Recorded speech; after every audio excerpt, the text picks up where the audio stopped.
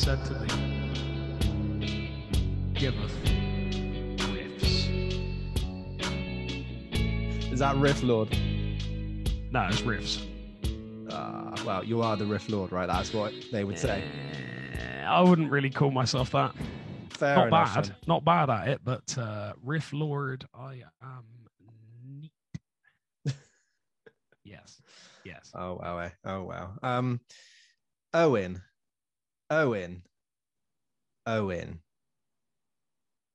That is the name that I should have said last week instead of Ewan Quigg. His name is Owen Quigg. And I knew that, but then I decided to keep saying Ewan Quigg, much as so much that our lovely friend Sam Walton. I hate that I know this, but it's pronounced Owen. And I was just like, I've just done a 2.5 hour podcast and I've misnamed this guy the whole way through. I'll tell you what, if there's one thing you could admit to, it's being wrong. I know. I'm good at it. It's great. But also, you are crap. The effects pedal's back. He's got his mic, he's got his XLR cable, he's got his effects. He's back on the scene. So Henry Wheeler, you pointed out that Mez was you did. His sound quality wasn't the best, but now it's back full. It's raging, yeah, and it's raging me. Do you know how much this little XLR2 jack cost me, Marv? Go on then, tell me.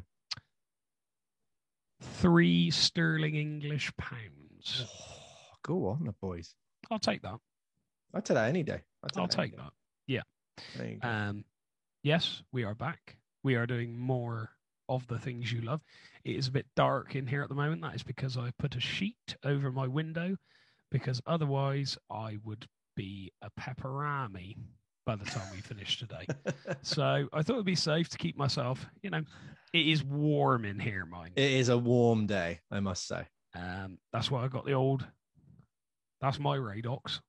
I do have a cherry Coke as well. However, it's good to drink water. So the cherry Coke is more of a what do you call it? I'd say it's more of a sweet treat, a delicacy. Yeah. An added extra. We'll give it that. Yeah. So yes, how are you, Marty J.R.? What's on the dodge? I'm doing all right, buddy. I was currently sipping some water out of my Marv mug. Nice. That is available on our Etsy store. If you just type in 50 Ways Podcast on Etsy, you'll get that. Nice. Had a couple of sales recently, so we're going to plug ourselves. Microwavable safe, dishwasher safe. There's some tea in that I should have scrubbed out before my water, but I live on the bloody edge. I live on the edge, all right? Well, you say they're microwavable. They're microwave safe. However, I had mine in hand and I was drinking from it, and the microwave fell off the counter and hit my toe. Oh, so, no. Didn't protect you? No. Okay, so we can't guarantee that these will save you from microwave-related accidents, but if you've made yourself a hot chocolate, right, and you're like, you go off, you do something else, Love Island's on, X on the beach, on the ex-lovers on the boat, yacht too, and then you forget about it. It gets a bit cold. You want to pump that bad boy up in the oven, in the oven. You want to put it in the oven. In the microwave. Mez, give me strength. You want to put it in the microwave. Yeah. It's going there. Look, that face ain't never going to change. All right. And you know it. You can get the Mez version. Change my face for you.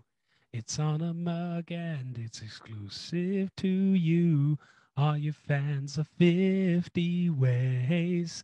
You look just like a bunch of my lads. Let's go. Hey. Yeah, we've got merch. We've got merch coming out of our ears, Daddy. I still only have the mug. I still only have the t-shirt. I am bearing neither today because it is, I don't know. I feel like water is very much a glass-based beverage. It is. It is. If I could do a soft drink, and I have before drank cider out of a Sports Direct mug. And those mugs are huge. If anyone doesn't know, Sports Direct is a big kind of sports chain shop where you can get anything from a cricket ball to, I don't know, 3 pack Clegg of cricket nuts. balls, Clegg Yeah. nuts. Yeah, big old Clegg nuts. And Yeah. their mugs are absolutely ginormous. They're a Like, pint.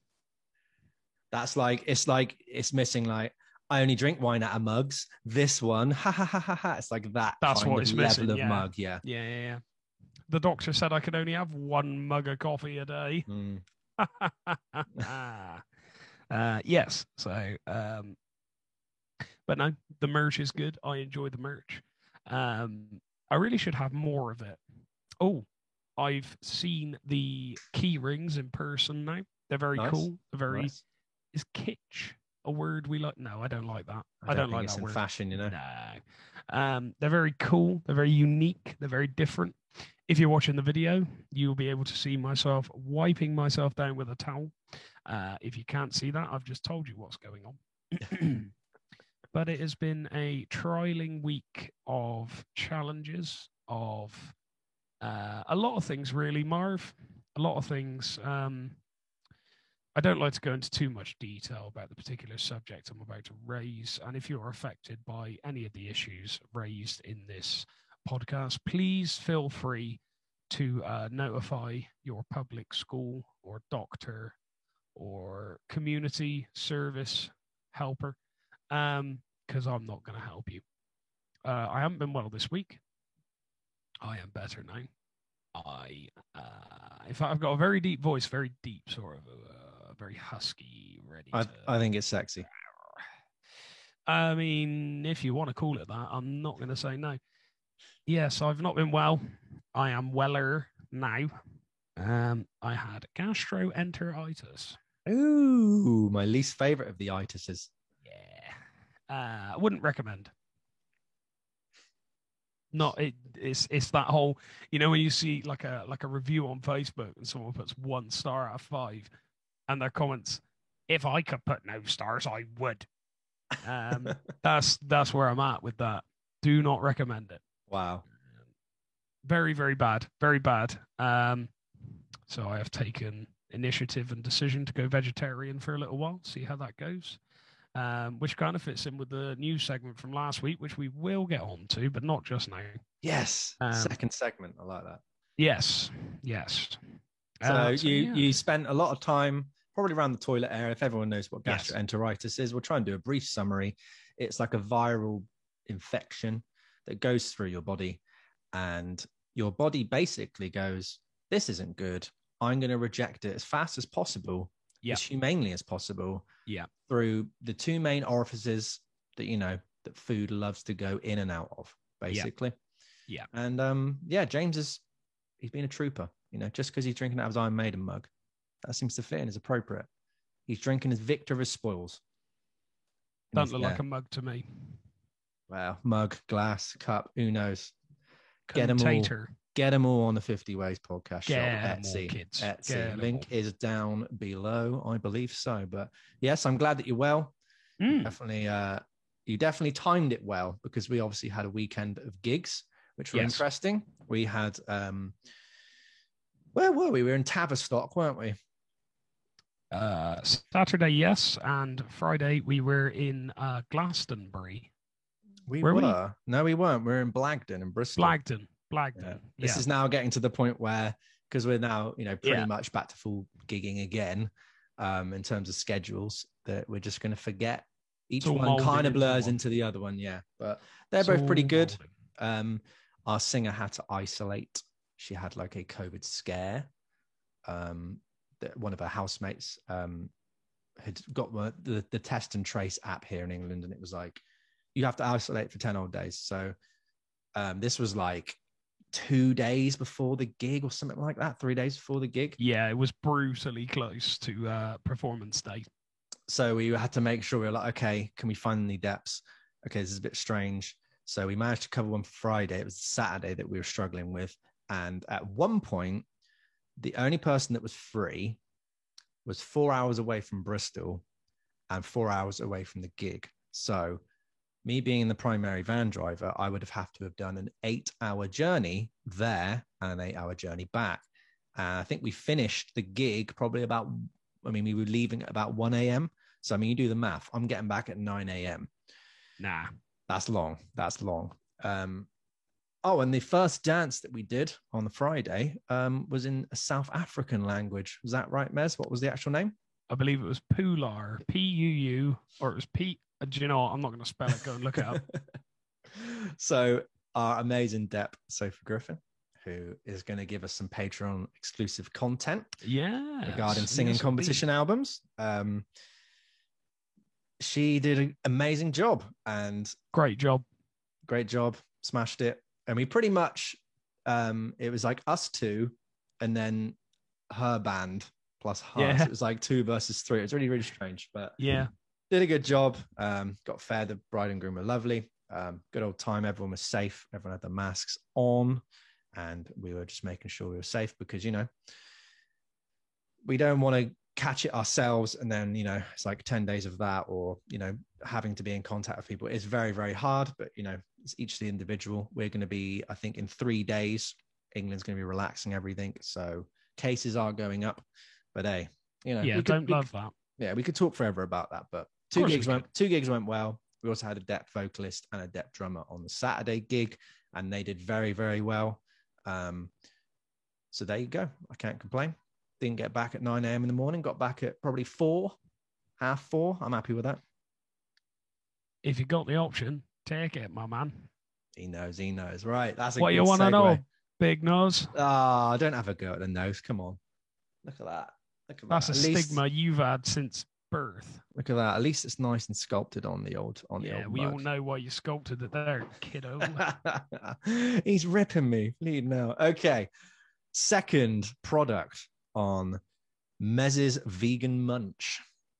Right. So I did buy something, but I also did go somewhere today as part of my vegetarian vegan initiative. But I'm going to mention both because the other thing I have not fully consumed yet, but I have taken a bite because I was hungry. So I finished work this morning. I met my girlfriend from work, and in between that, I was like, I'm hungry now. But we said we're going to go out and get something to eat, you know. But I'm hungry now. So from Asda, I purchased Ginsters again. Oh, he's gone in. Gone in again. I purchased a vegan. Now, it wasn't called a sausage roll. It was called a corn. It was a sausage roll, but it wasn't. It was vegan corn, basically. Are you talking about the vegan corn sausage roll? But it wasn't called that. Was it in puff pastry? Yes. It would either be called a corn vegan roll or a corn vegan sausage roll. I think it was the first one. Okay, so I think it was the first. For lack of a better word, it was a sausage roll, right? Basically, okay. Yeah. So first impressions, I had that bite. The pastry was nice. Again, it was a little bit soggy in places, but it had been in a fridge, and there's no egg in the actual pastry, is there, or butter? Oh no. So I can accept that. However, very, very tasty. Very tasty. I was impressed. I thought, you know, I could get into this. And I had one bite, and after the week I've had, my stomach's still a little bit like, oh. What's your stomach still like? Oh. It's very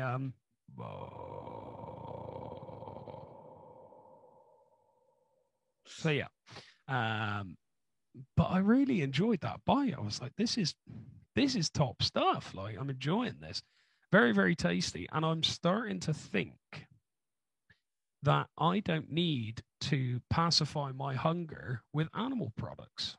That thought is in my brain now. I'm like, I don't need to eat a kebab to be satisfied anymore.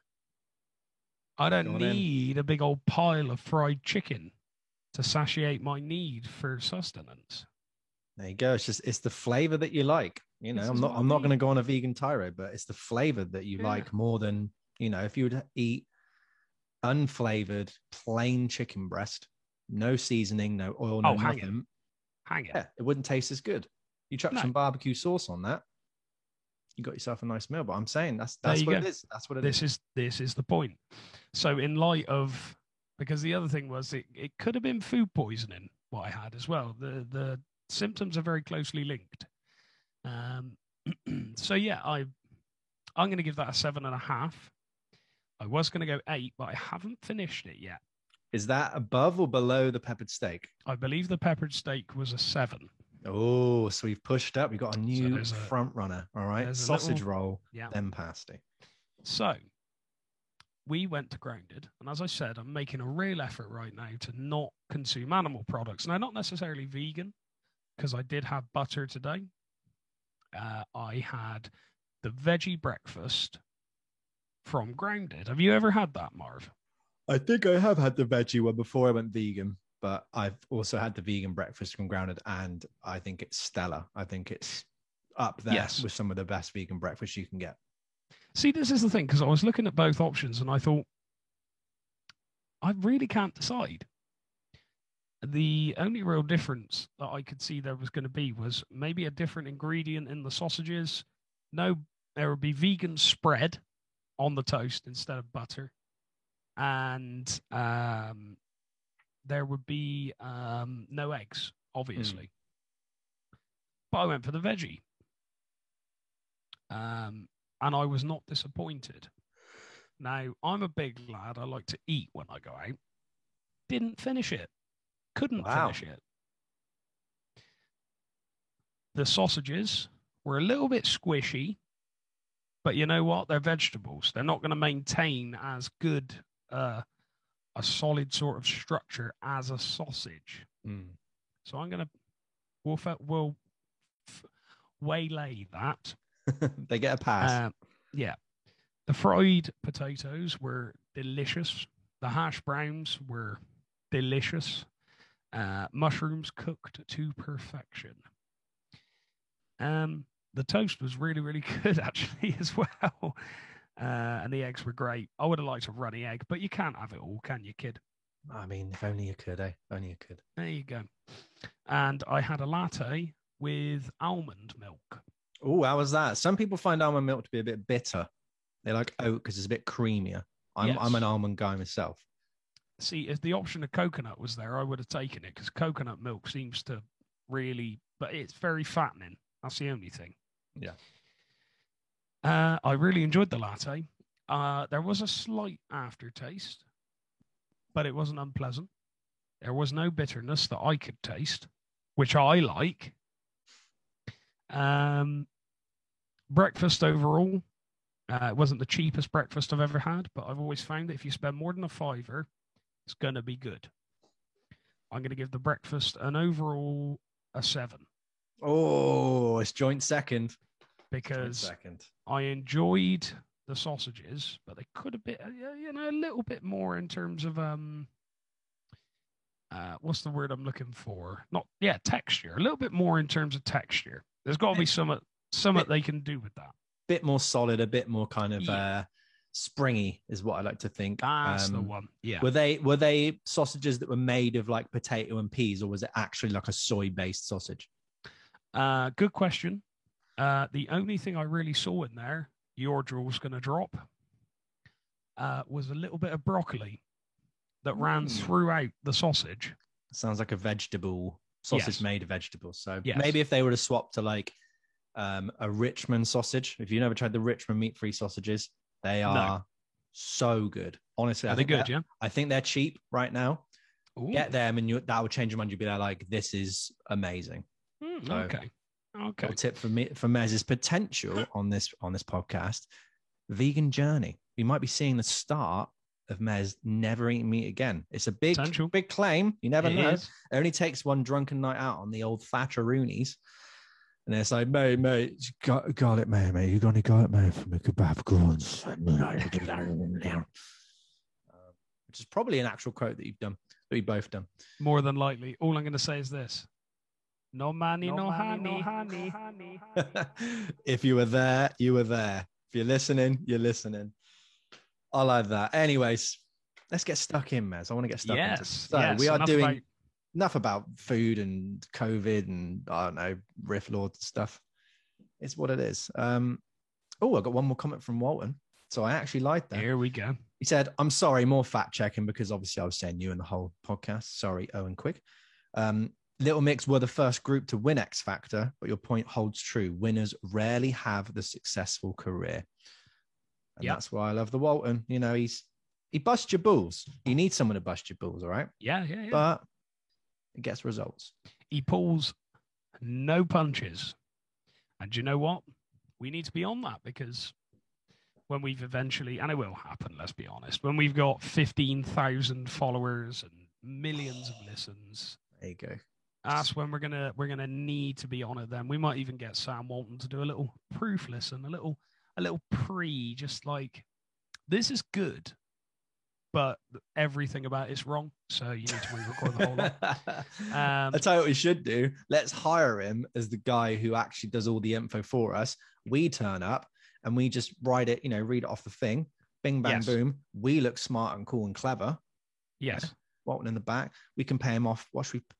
Oh, wait. Do we need to pay him? Should we? Free merch. Free merch. Free merch. Free merch. Okay. There you go. I like that. Which this ties into the album that I've done today, where you just turn up, you do your thing, and you go home. But we're doing The Main Songwriter Leaves. That is the title of this one. That is the excuse, the reason why you might hate an album. Because again, it can be very, very. I don't know. Sometimes I forget that that's what we're doing. Sometimes it's like we're doing albums that either are just generally hated, or we're trying to make a case. We pick one and we go like, well, this was successful in this thing or this thing in this quadrant, or the perception or the lens you want to put it. But I'm kind of making a case that, actually it might not be good to its detriment. So yes.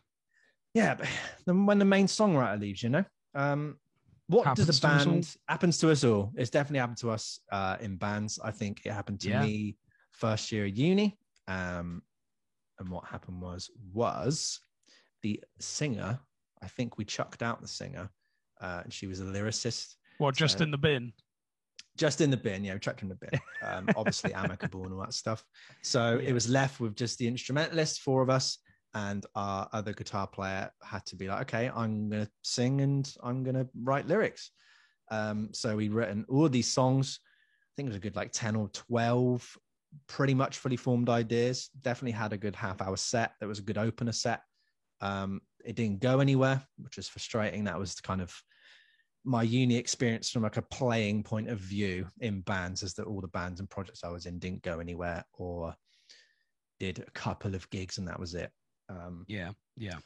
So yes, I seen then the kind of impact of that as making my thing of okay, you need a kind of singer to write lyrics. That makes sense. I was really just getting my feet grounded in terms of writing songs instead of just going, here's a riff, here's a riff, here's a riff. That was quite fun for me. But Mez, any experience with that when the main songwriter leaves a project? Yes and no. I've had it a couple of times. One time when the main songwriter did leave, I left with the main songwriter, and we were heading towards something a bit different, a bit heavier, but it never really came to anything.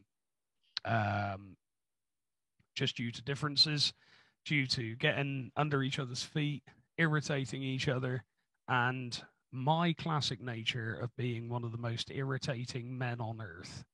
But time passes, things move on, things come into fruition.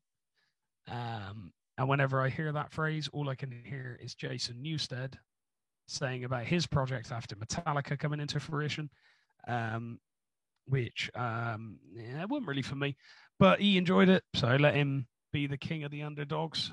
I am the king.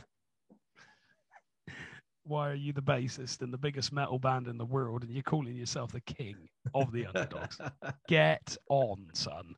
But it's a very topsy-turvy world we live in. You kind of get to a point where you're just like, well, it gets frustrating at times, but at the same time, you just roll with the punches. That was around the time that I started seriously questioning my ability and my identity as a musician. And it seems to have worked out.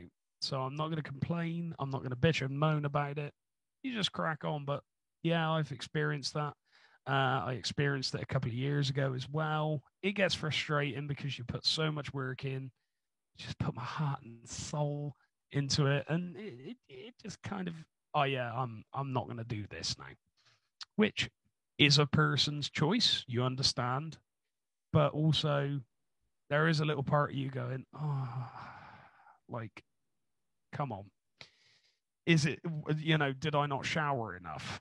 Do I smell? Do I not write good enough? Is that the first thing you think of? Do I not shower enough?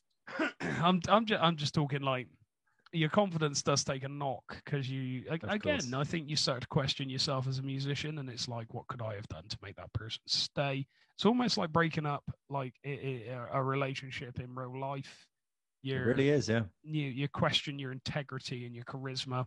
Is there more I could have done in the way of that? Is it definitely all my fault?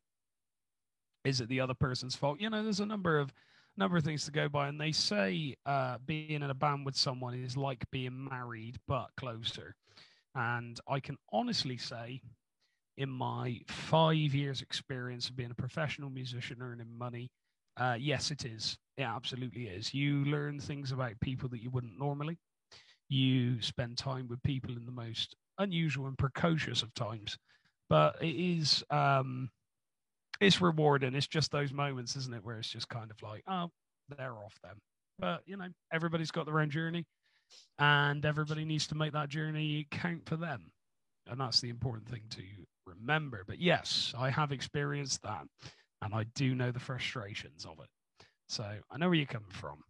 Nice. And again, sometimes they're a blessing, sometimes they're a curse, sometimes you're onto a good thing and someone leaves and you're kind of left devastated and people just don't pick up the pieces, or they don't have the skills to kind of carry on. Or it happens and you go, oh, that was the problem, why? And you go on to better success. Or, it's like the first scenario, but instead of going, well, that's it then, that's the old band on the scrap heap, you go, you know what? I'm going to keep on going. I'm going to keep on going. I'm going to get better. I'm going to take over here. And then it goes on to someone like this. So I think a case in point there for a recent example, someone like Paramore. So their main songwriter, Josh Farrer, who was the guitar player, left in 2010 with his brother, who's the drummer, Zach. And it was just left to 3 people. Now, they could have easily just stopped then.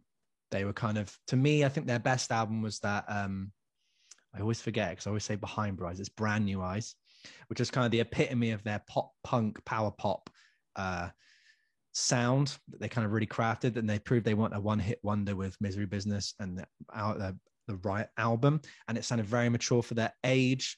And it was like, yeah, you can kind of put them alongside acts like Fall Out Boy and Panic at the Disco and even Weezer. Like they kind of stood up against those kind of things.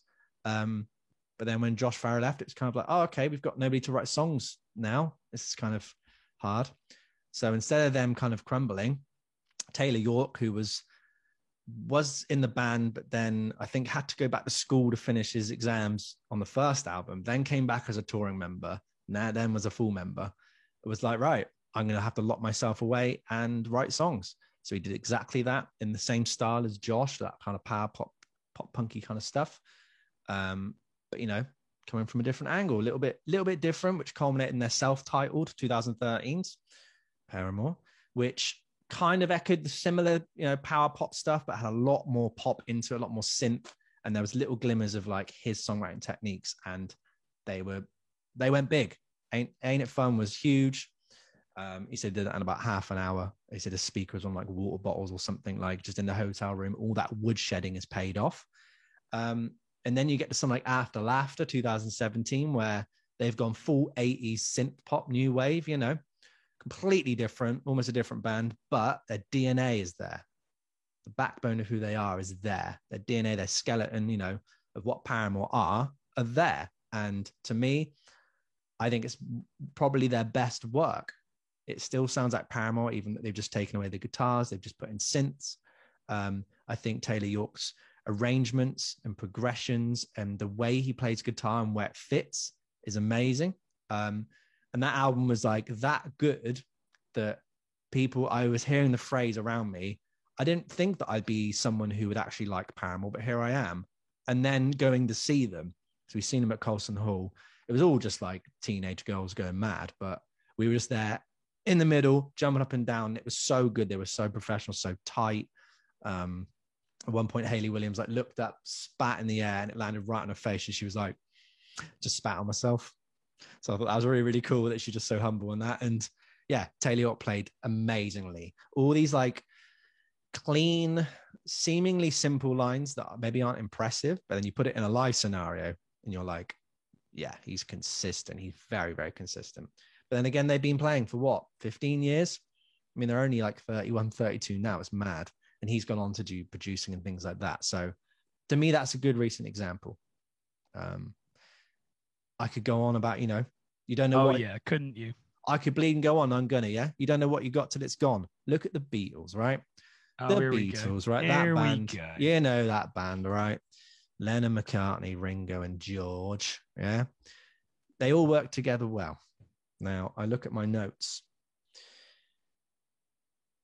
It becomes very evident they need all four of them to kind of get the masterpieces to actually like do these classic works they're known for. Not to say that their solo work is terrible. Their solo work it's terrific at times, like almost just as good as the Beatles stuff, if not better. It's, personal taste. But, look at their solo works. You got Lennon's introspective and raw writing style combined with McCartney's methodicism and composure. You get some of the most renowned and innovative and celebrated music of all time. Look at Revolver and Sgt. Pepper, where like their collaborative efforts really were. I mean, they were starting to kind of branch out at that point, but then when you get them together, I'm Only Sleeping, Here, There, and Everywhere. Where Paul McCartney's waiting for John Lennon to wake up and like, let's write a song, John, and then they do. A Day in the Life is the perfect collaborative between them two. Really, really shows. Whereas if John Lennon had the full control of that song, it wouldn't be the masterpiece that it was. Same the other way around. Harrison's musical contributions, especially guitar work wise, and like chord knowledge and chord combinations and progressions wise. And his spiritual journey definitely led into the Beatles kind of work. And they wouldn't be the Beatles if it wasn't for that. I think Ringo as well, providing the perfect drum parts, and the fact that he kind of rewrote rock and roll standards. I think that kind of helped, to be honest with you. Yeah, absolutely. Octopus's Garden, Mez, talk to me. It, for a time, was my favorite Beatles tune. It's just lovely. It's just lovely. I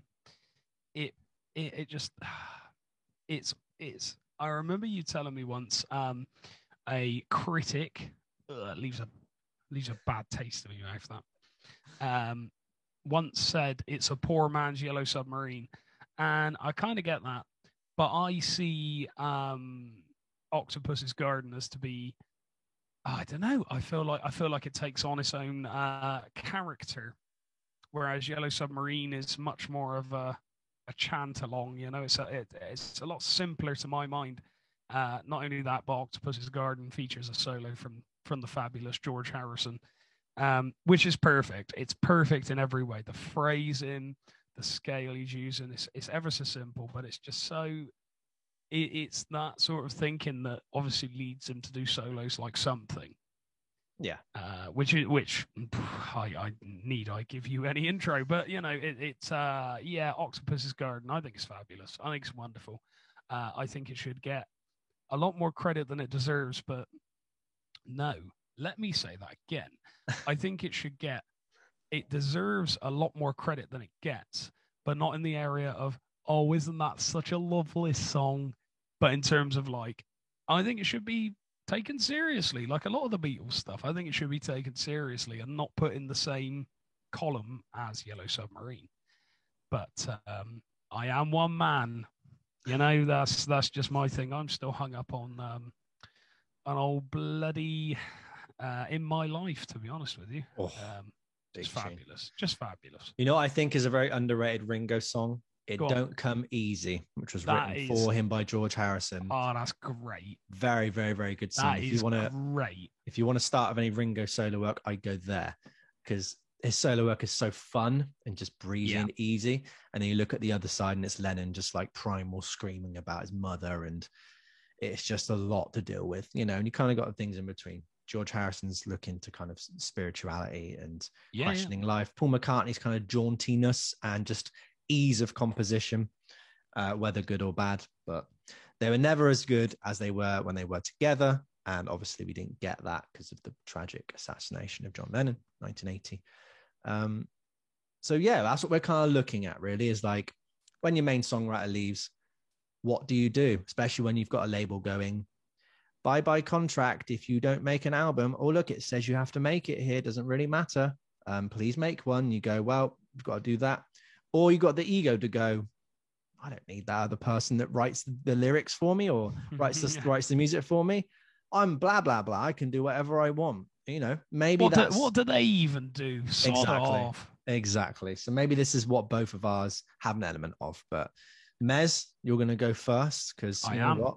I'm going to let you go first. What have you picked for us today, for example? Well, to be quite honest with our viewers and listeners at home, I had no idea what I was going to do up until this week.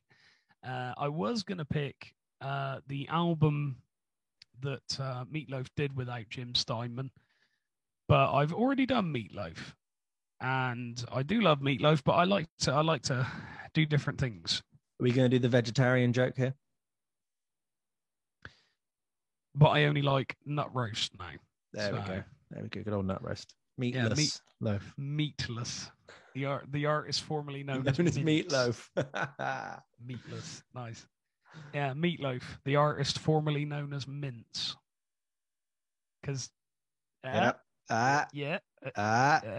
anyone wants to pay for us to have comedic lessons or buy us dad jokes or just basically send us funny jokes that we can actually do so people actually laugh, because we don't laugh at each other anymore because we just hate each other. Go on our Patreon, give us your money, we'll have a look.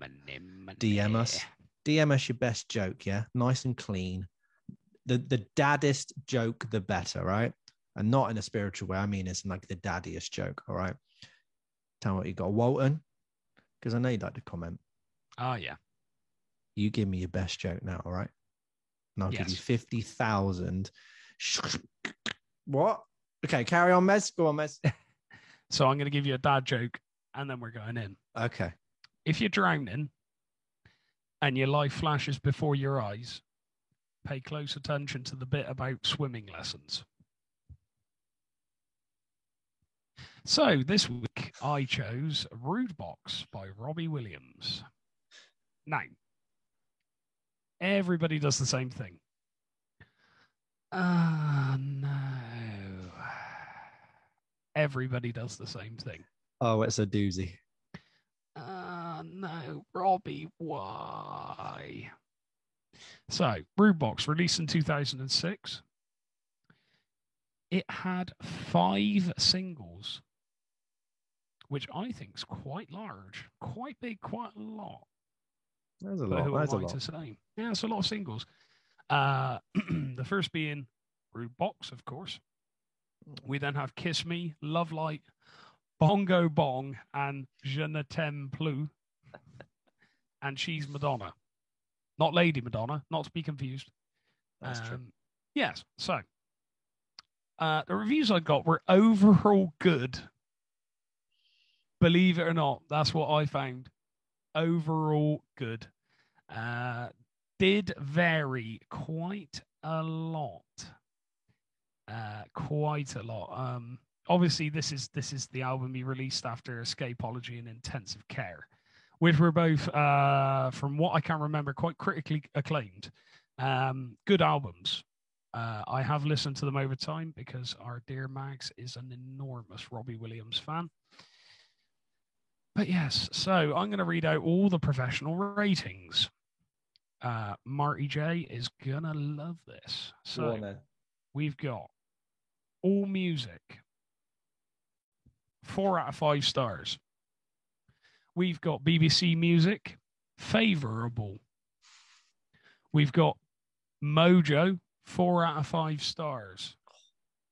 We've got The NME, 8 out of 10 stars. 8 out of 10. That's more than a vegan Ginster's peppered steak, that is. Yeah. Pop Matters, 7 out of 10. And this is annoying because I've got to like lean into my screen because the stars are so small. 1, 2, 3, 4, 5, 6, 7 out of 10 stars on Yahoo Music UK. And then we have now 3 out of 5. Then we have Music OMH, 2 out of 5. The Guardian, 2 out of 5. The Observer, 2 out of 5. So it's varied, mate. But that, like, the overall general feeling is that this is a good album. So, according to review aggregator Metacritic, Rudebox received an average of 53 out of 100, indicating mixed or average reviews from music critics, based on reviews from 12 critics. I've said it twice. I need to brush my teeth. Rating the album 8 out of 10, The Enemy wrote, "Luckily, Rudebox is the best thing he's ever put his name to." Absolutely no way. Adding that there's the double-headed autobiography of the 80s, currently at the center of a legal dispute, and its follow-up, the 90s, the clattering Vogue rap in the LA Tale, The Actor, and She's Madonna, possibly his most bonkers song ever. Julie Broadfoot of BBC Music, there were a couple of tracks that wash over you, but the album's a grower, and some of the hooks will follow you around for hours. Good Doctor, a tongue-in-cheek take on drugs, has bags of energy, and Stephen Duffy, Kiss Me, is brilliant. She's Madonna, I love you, baby, but face it, She's Madonna, is a weird but fun tune about Queen Madge. Not Queen Mags? No, not our dear Queen Mags, unfortunately for her. Now, this album did not do terribly. I'm going to find my picture because for some reason this old clever lad didn't put it in his Word documents. Oh, That's no. Good, man. No. But it's okay because I know exactly where it is. So, where are we? Come on, Mez. This is pro, isn't it? Good content. You gotta have good content. Good content. I love that. It's not in here. Why is it? Well, I can jump in if you like. No. Hang on. Hold the phone. Actually, yeah, go on. Jump in, kid. Doesn't want to hear me talk. I have discussions here. I mean, I don't want to hear you talk at all. That is harsh. That is harsh. This album, I remember when it came out, I remember seeing the Rudebox video and going, why is Robbie Williams rapping? What is going on? This is utter rubbish. And 15 years later, I listen to Rudebox and I go, this is fascinating, but still for the same reasons that I'm like, why is Robbie Williams rapping? Who told him he could rap? Who said it was a good idea? I have no idea. I believe this was the time that he got a massive recording contract. Well,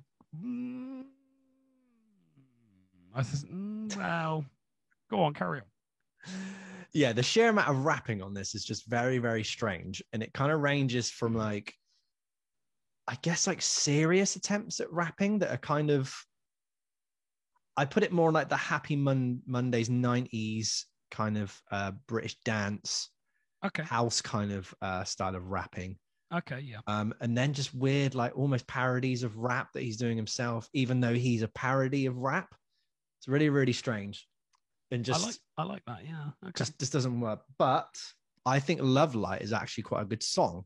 That to me is the only, like, not saving grace of the album, but like the only kind of credible song where I'm like, okay, I would listen to that if given the chance. I think it's incredibly dated now.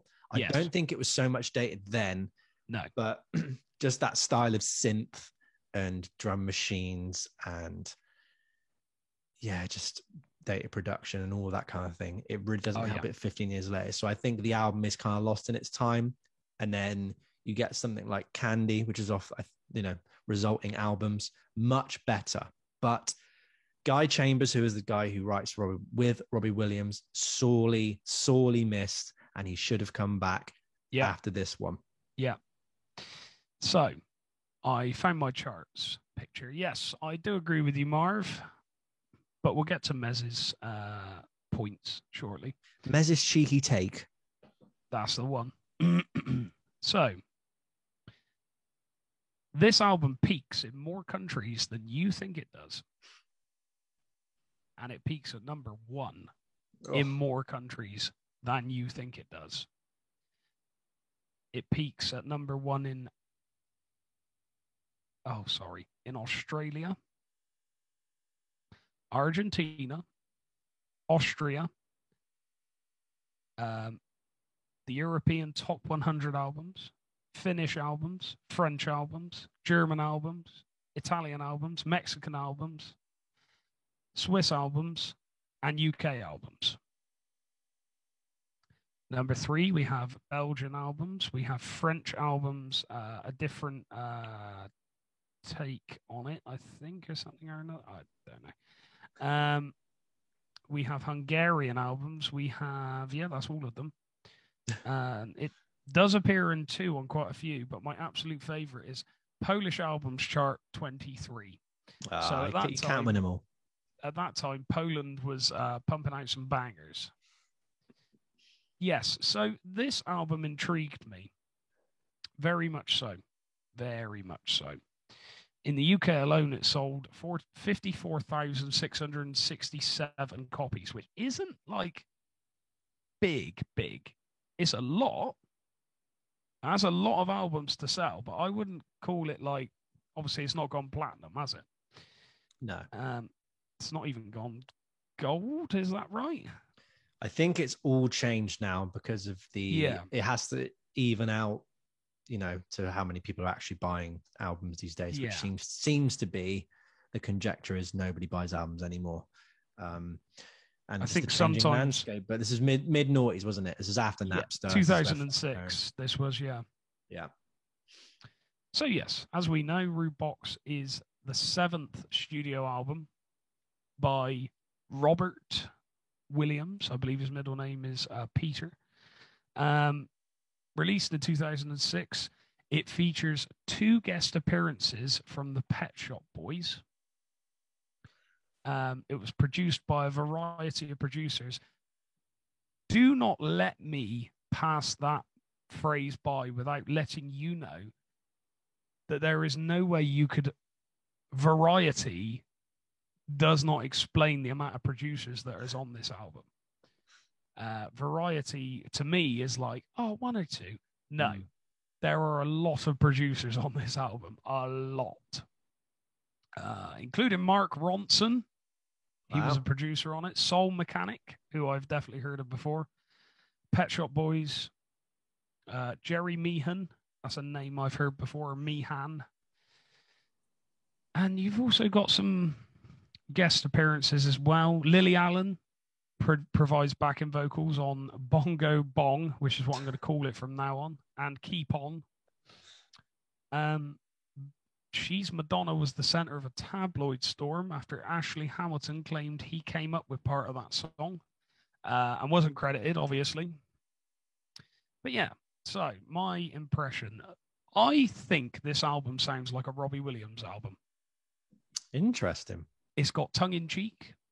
There's a lot of like poppy sounds. It's a vast collection of instruments used on this album as well, real and gridded. There's a lot of stuff, and it all lends to his sound. I think this album, I think it was one of those ones where it was like, here's a bit of a weird one, but I kind of had to do it, and I've done it now, and I think it helped. I think it helped him. I think it's good that he did it, definitely. I think some of the lyrics are a bit weird and a little bit cringy at times. Definitely. Again, sometimes even just not very good, but I think it does work overall. However, I would like to say that this is one of the few albums you can genuinely say that you prefer the deep cuts on the album to the singles. That's a weird one for me. That's one of the first albums I've discovered where I've been like, the singles don't really cut the mustard for me here, but the deep cuts. Yeah, Yeah, especially from a pop artist doing a pop record. Yeah. Where the aim of the game is for the singles to be the thing that you listen to all the time. Yeah, definitely. But this is obviously the reason why we do this. Anyway, Rude Box is not for me. Like, as an album track, it's not really. However, I watched a performance during the Close Encounters tour. I wasn't there. I watched it on YouTube. I just like to add. I went back in time, and I thought, what can I use this for? I can only do it once. Let's go and see Robbie Williams in 2006 live in concert. There you go, kid. No, I watched the video, and it goes off, mate. I don't know how. It goes off, and do you know what? I think it goes off as a live, live. I think it does with his very sort of swaggered arrogance, his charisma, the way he puts himself forward as a performer. I think it works.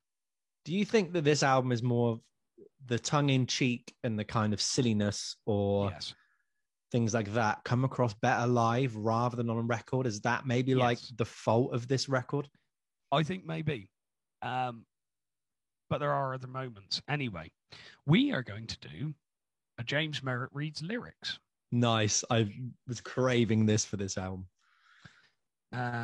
Because Rude Box has some absolute stonking lyrics. Rude Box could have its very own episode dedicated to the lyrics. Yeah, absolutely. So let's talk about what a Rude Box could be. Now, as we've said before, this is a family show. So I'm just going to say Rude Box. Listeners, decide yourself. Shake your Rude Box. Do the Rude Box. Shake your Rude Box. So it's a bit higgledy-piggledy, this verse. Back to basics. Grab your shell toes and your fat laces.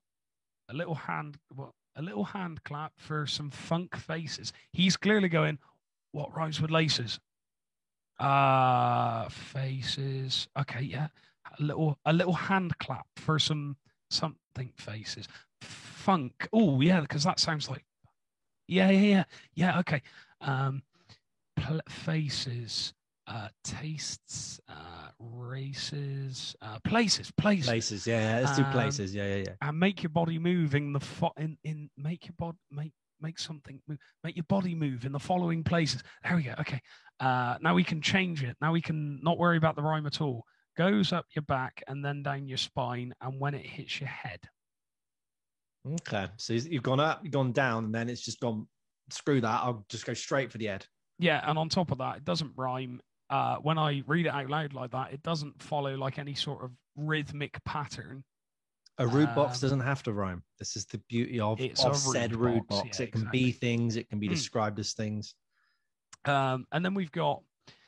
All right, I want to start the next section of the verse similarly to how I did before, but I don't want basics again.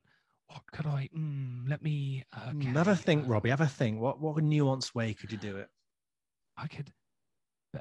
So basics, bass.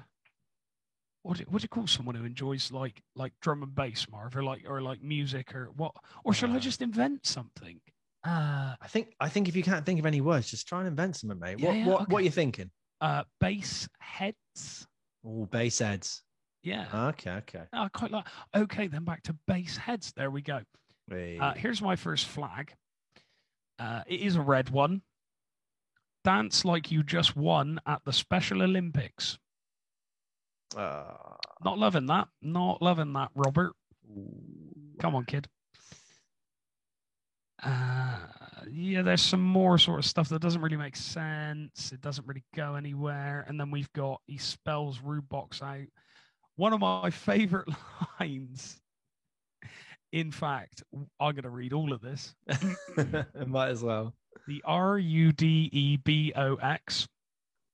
I would just like to point out that we are probably not even 30 seconds in, and the title of the song's been mentioned 1, 2, 3, 4, 5, 6 times. Wow.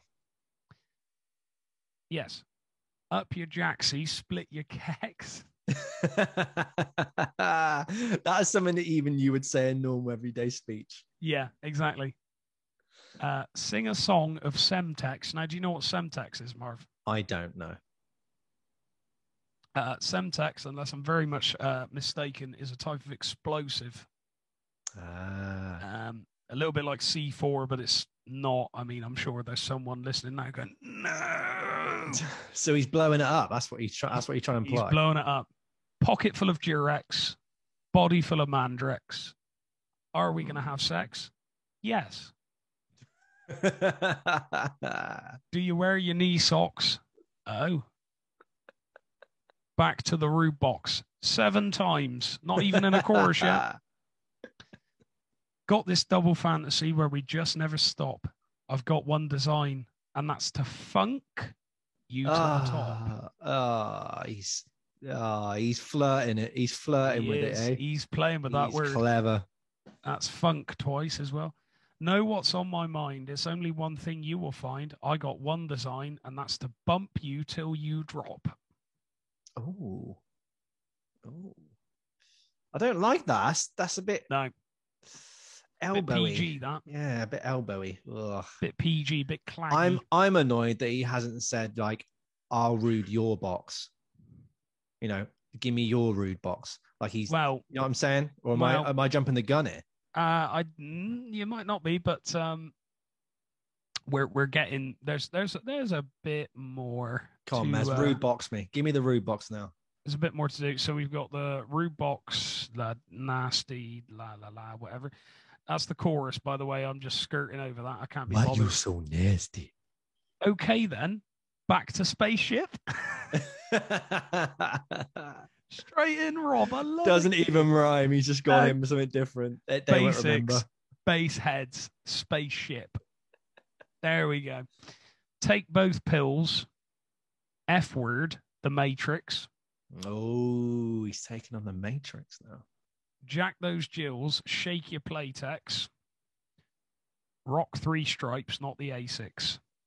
He spells out Adidas old school because it's the best. Yes. TK Maxx cost less.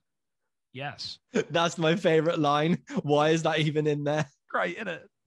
And then we got a swipe at the King of Pop. Oh, no. Jackson looks a mess. Bless. Aww. I don't like that, Rob. Until you make Thriller, mate, back off.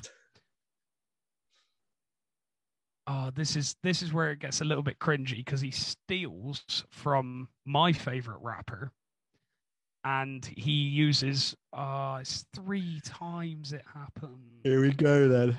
Here we go. Okay, then what to do? If you try to jack me, I'll rude box you. And if you listen to this next line, it's not in time, not even in the song. If you rude box me, I'll Oh, God. Go on, you've got this. Take 2. Let's go, rude box. If you rude box me, I'll rude box your whole crew. Oh. Now, when he sings it, if you rude box me, I'll rude box your whole crew. It like trails off a little bit at a time, and I'm like, you're better than this, Robbie.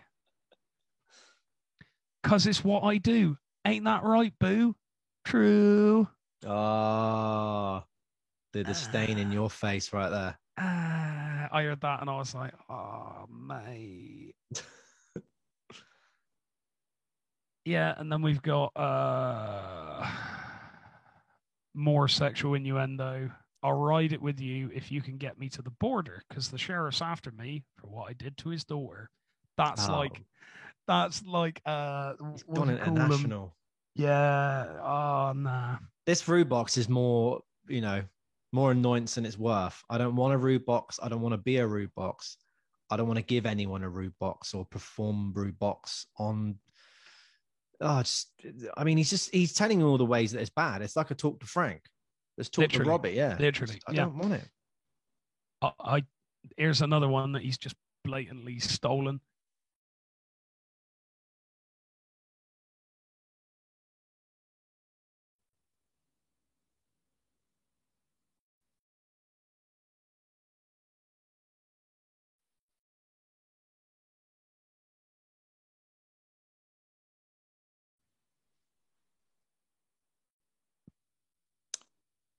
And Les is back.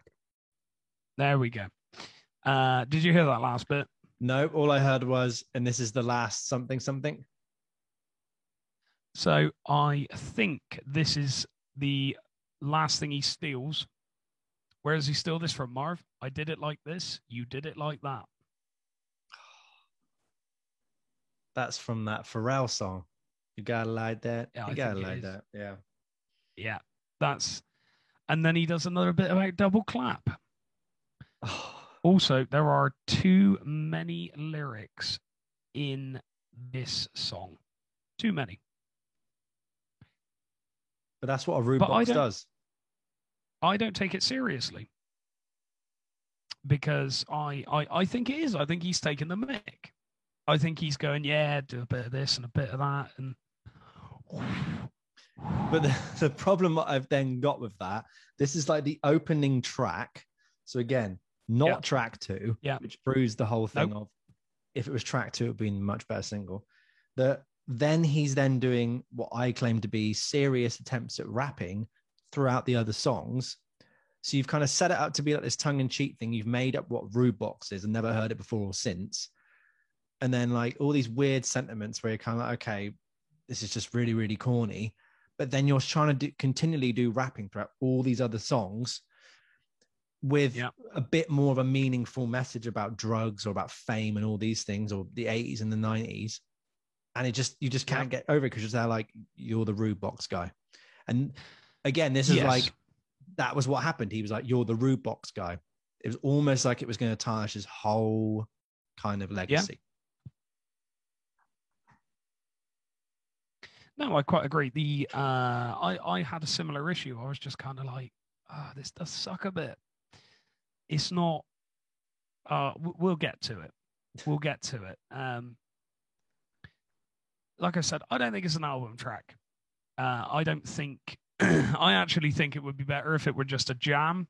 If it was just a little like an in joke with Robbie Williams fans. Do you know what I mean? Yeah. Rather than an actual song that's been produced to death, and it doesn't even sound really that good. It does, but it's dated. It's just not. I don't cut the mustard, do it, kid. You know what I mean? If I listened to that back in the studio, there's a part of me that probably would have gone, yeah, maybe not such a good idea. Yeah, it's weird because you look back on this time. It's only 15 years ago, and you think, well, that's not too far away. But really, pop was changing. You know, you had real instruments playing these kind of rockier songs. Guitar was very, very present. Piano was very, very present. It was still like a 70s aesthetic, really, or even a 90s aesthetic. But then suddenly what happened was like Black Eyed Peas were a very big band. They kind of perpetrated this change of like pop rap, safe kind of pop rap that Will Smith was kind of an innovator of. And that everyone kind of followed suit. So I think here you're starting to see this thing of like, well, okay, it sounds really dated now. You could make the argument that it was dated when it came out, but it wasn't. This was what pop was turning into, especially in the late noughties, early 2010s. So ahead of its time, definitely. Maybe that I know I'm kind of trying to sum up a conclusion here, but my initial thing was like, well, maybe give them some rude box, but maybe pepper it out with what you're kind of used to, what fans are used to with you before. Then, just kind of leak it in and then maybe, but that's easy to predict when you know how pop music went, not in 2006. Hindsight's 2020. That's what you got to remember. I mean, who would know exactly where the trends would go, what would be popular? I think there are a select few that do know, that influence those decisions, that go, release that'll be enormous. Especially now when you think about pop music as it's being released now, it's very, very different to how it was even 5 years ago. I'd go towards saying, it's very, very different. Pretty much. Not like universes away, but I firmly believe that music evolves and it moves and it changes, and we take influence and reference. Everything comes full circle. It's like when you listen to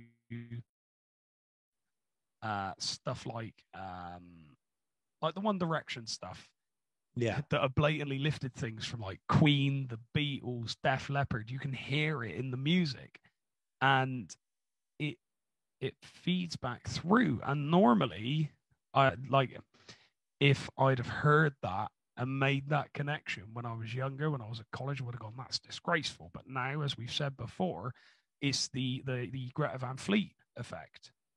Oh, listen to this song, it's great. Or they've got it on, and the parents go, hang on a minute, that sounds like this. Dad puts it on, mum puts it on. These are amazing. All of a sudden, Queen got a new fan. The Beatles got a new fan. You know what I mean? That's how, and it's important that we do that. It's also important to credit your artists, kids. There you go. Otherwise, Mr. Man's coming for you, and I don't mean me. I mean a big scary man in a funny white wig. And he'll come and he'll rude box you and your whole crew. Rude box. You'll wish you'd been rude boxed. But anyway, yeah. I think it's quite varied in genre, this album.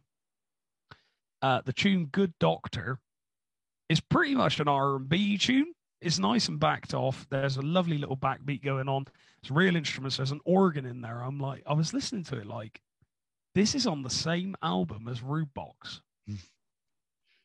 What's like, you can hear Robbie coming through. I'm like, these are the moments where I'm like, this sounds like a Robbie Williams album. Yeah. I mean, he's just, it's presumably about just taking pills in general, partying, you know what I mean? But it has a nice flow to it. It was enjoyable. It was an enjoyable listen. I was like, this is good. In contrast to bloody Rude Box.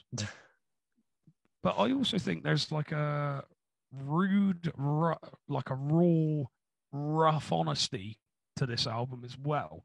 Now, we've spoken about this before with John Lennon singing about getting clean, going cold turkey, literally singing a song called Cold Turkey whilst he's sick as a pig from heroin withdrawal. Now, it's not quite that honest. Yeah. It's not quite that raw. It's not quite that rough. But there is a raw, rough edge to it. And it is of that ilk. Yeah, I mean, when you listen to stuff like Angels or Feel, there's an emotional sort of tie to it, or like a love sort of theme going with it.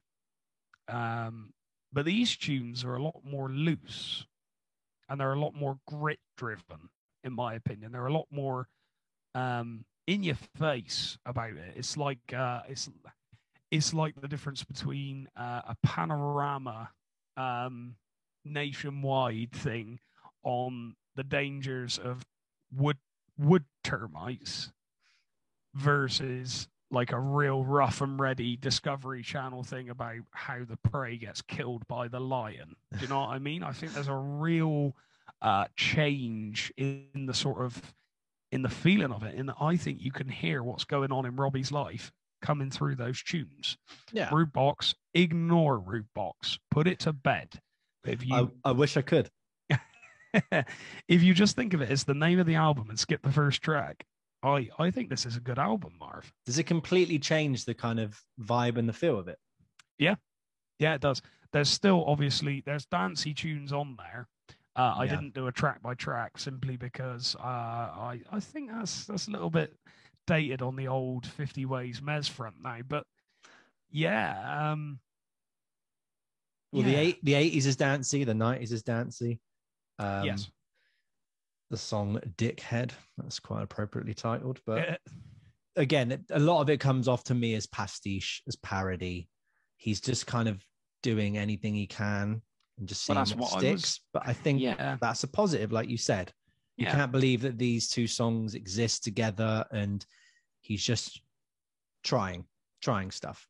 Yeah, I mean, that's always something to keep in mind. And obviously, it's very easy to go, do I want this album? Well, let's look at the reviews. No, buy it. Support the bloody artist and just listen to it. Just give it a chance. Give peace a chance. All we are saying. That's going to be in the Patreon cut. Yes. So Yeah, they're more loose. They're gritty. They're real life. You know, it's real, and quite a lot of the samples and effects used reflect a lot of that. And the themes they rely on sex, drugs, partying, addiction. You know, the classic. Oh, I'm rich and I've got money, and I'm sad. Oh. To be fair though, I'm not going to rag on Robbie.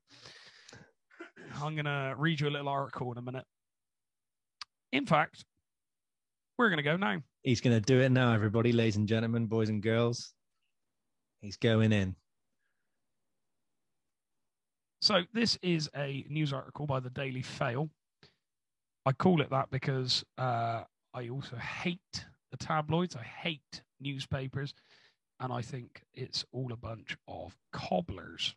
So this is the Daily Mail he's referring to, just for everybody who doesn't know what the Daily Mail is.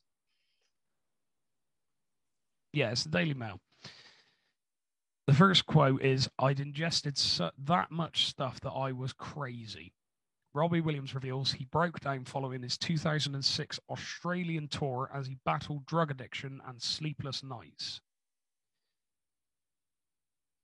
He's the pop star, the pop megastar, who is showing no signs of retiring anytime soon. He did have a little bit of a break, I think, for a couple of years, which was a good thing. He deserved that. But Robbie has opened up on the time he did retire for 3 years following a breakdown after an Australian tour in 2006. So I knew he did have a breakdown. I knew he struggled a lot with his identity, with who he was, and it being in his own skin generally. He wrote in his autobiography that he was in the grips of drug addiction and he wasn't sleeping by the end of the Close Encounters World Tour, which is the one that I watched for the Rude Box video. I'd been given tablets for my ADHD, and of course, these tablets contained speed. And of course, I'm an addict, so 1 wasn't going to do it.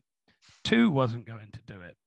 3 wasn't going to do it until I'm having handfuls at a time. Handfuls. Wow. Of speed. He then played to 80,000 people in Melbourne's Docklands, feeling completely drained. I am seeing a photo of this gig.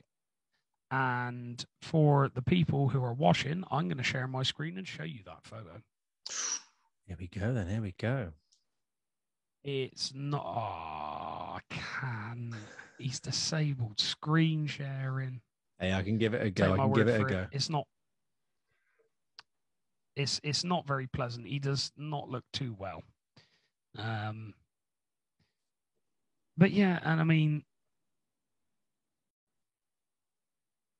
This is something that we have spoken about before.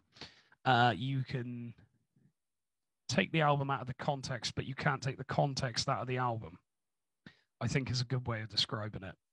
It's always good to remember that, you know, as much as it might not be a favorite song, as much as you might not be enjoying this particular album as much as the first one, the one before it, the one after it, there's always going to be some sort of reason for it.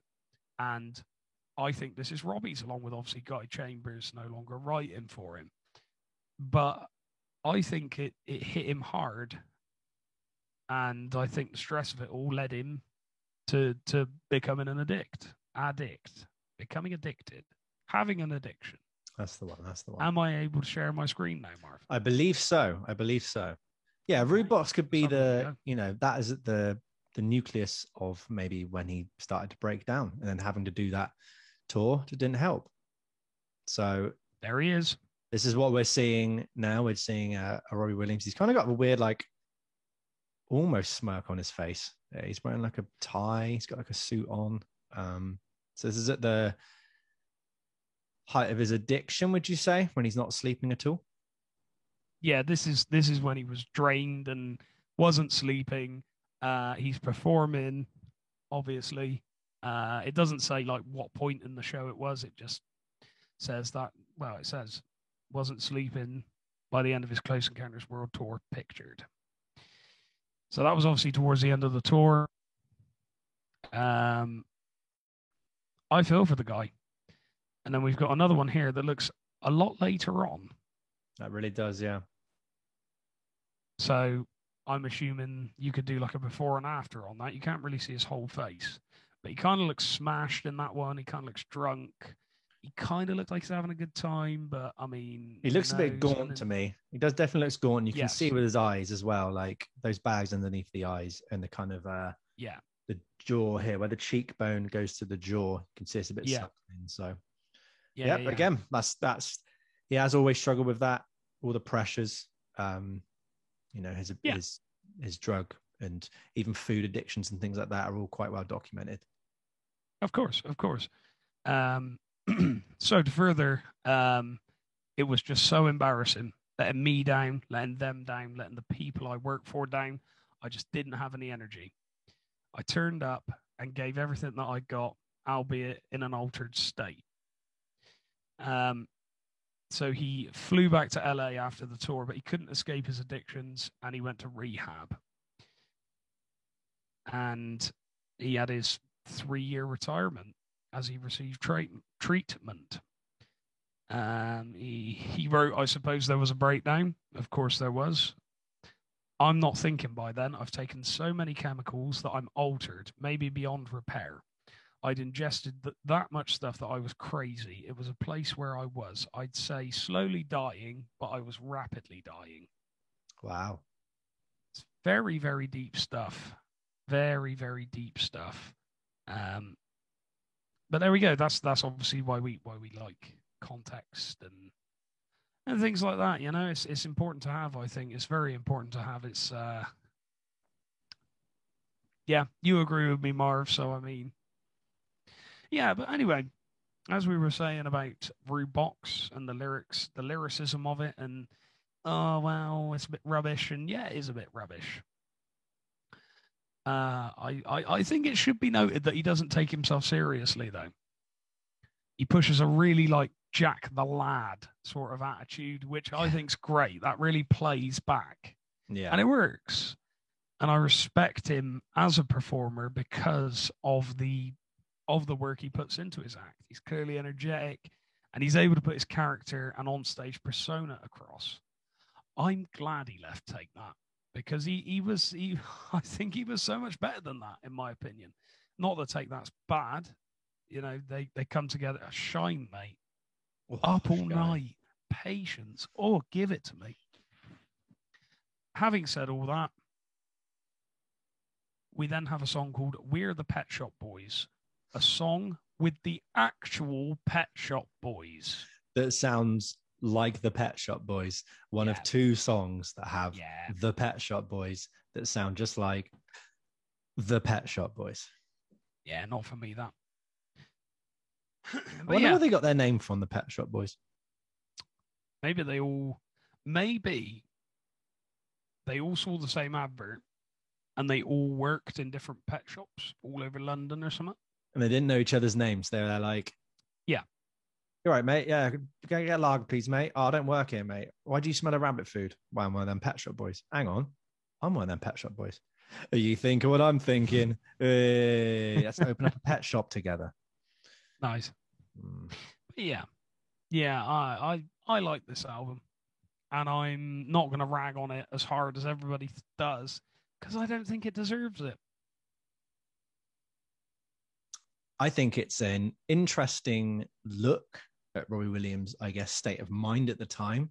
Yes. It definitely makes more sense now when you've told me that information. I go, okay, maybe that's the reason why there's some rapping on here and that's a bit strange. And yeah, maybe that's a kind of tangent or a way to be like, well, I want to get away from kind of who I am. Maybe with all the drugs I'm taking, maybe that's how he actually felt, that he wasn't the same person he was. So what kind of musical statement can I make to kind of connect that to? Is like, right, I'll do less singing. So if I do more rapping, that kind of feeds into that. And it's definitely like an interesting part of his life. So I think to go along and document it. And again, it's him. He's not being fake. He's not putting on a persona as such. Like, I guess he's writing about himself, which he seems to have always done. And you've got to appreciate that. It is just dated. I think that's the main problem with it. But That is an issue, definitely. again, we're sat here talking about it. There you go. As much as Rude Box is, to me, his weakest single, I don't think it's good at all as a song. It kind of just falls by the wayside.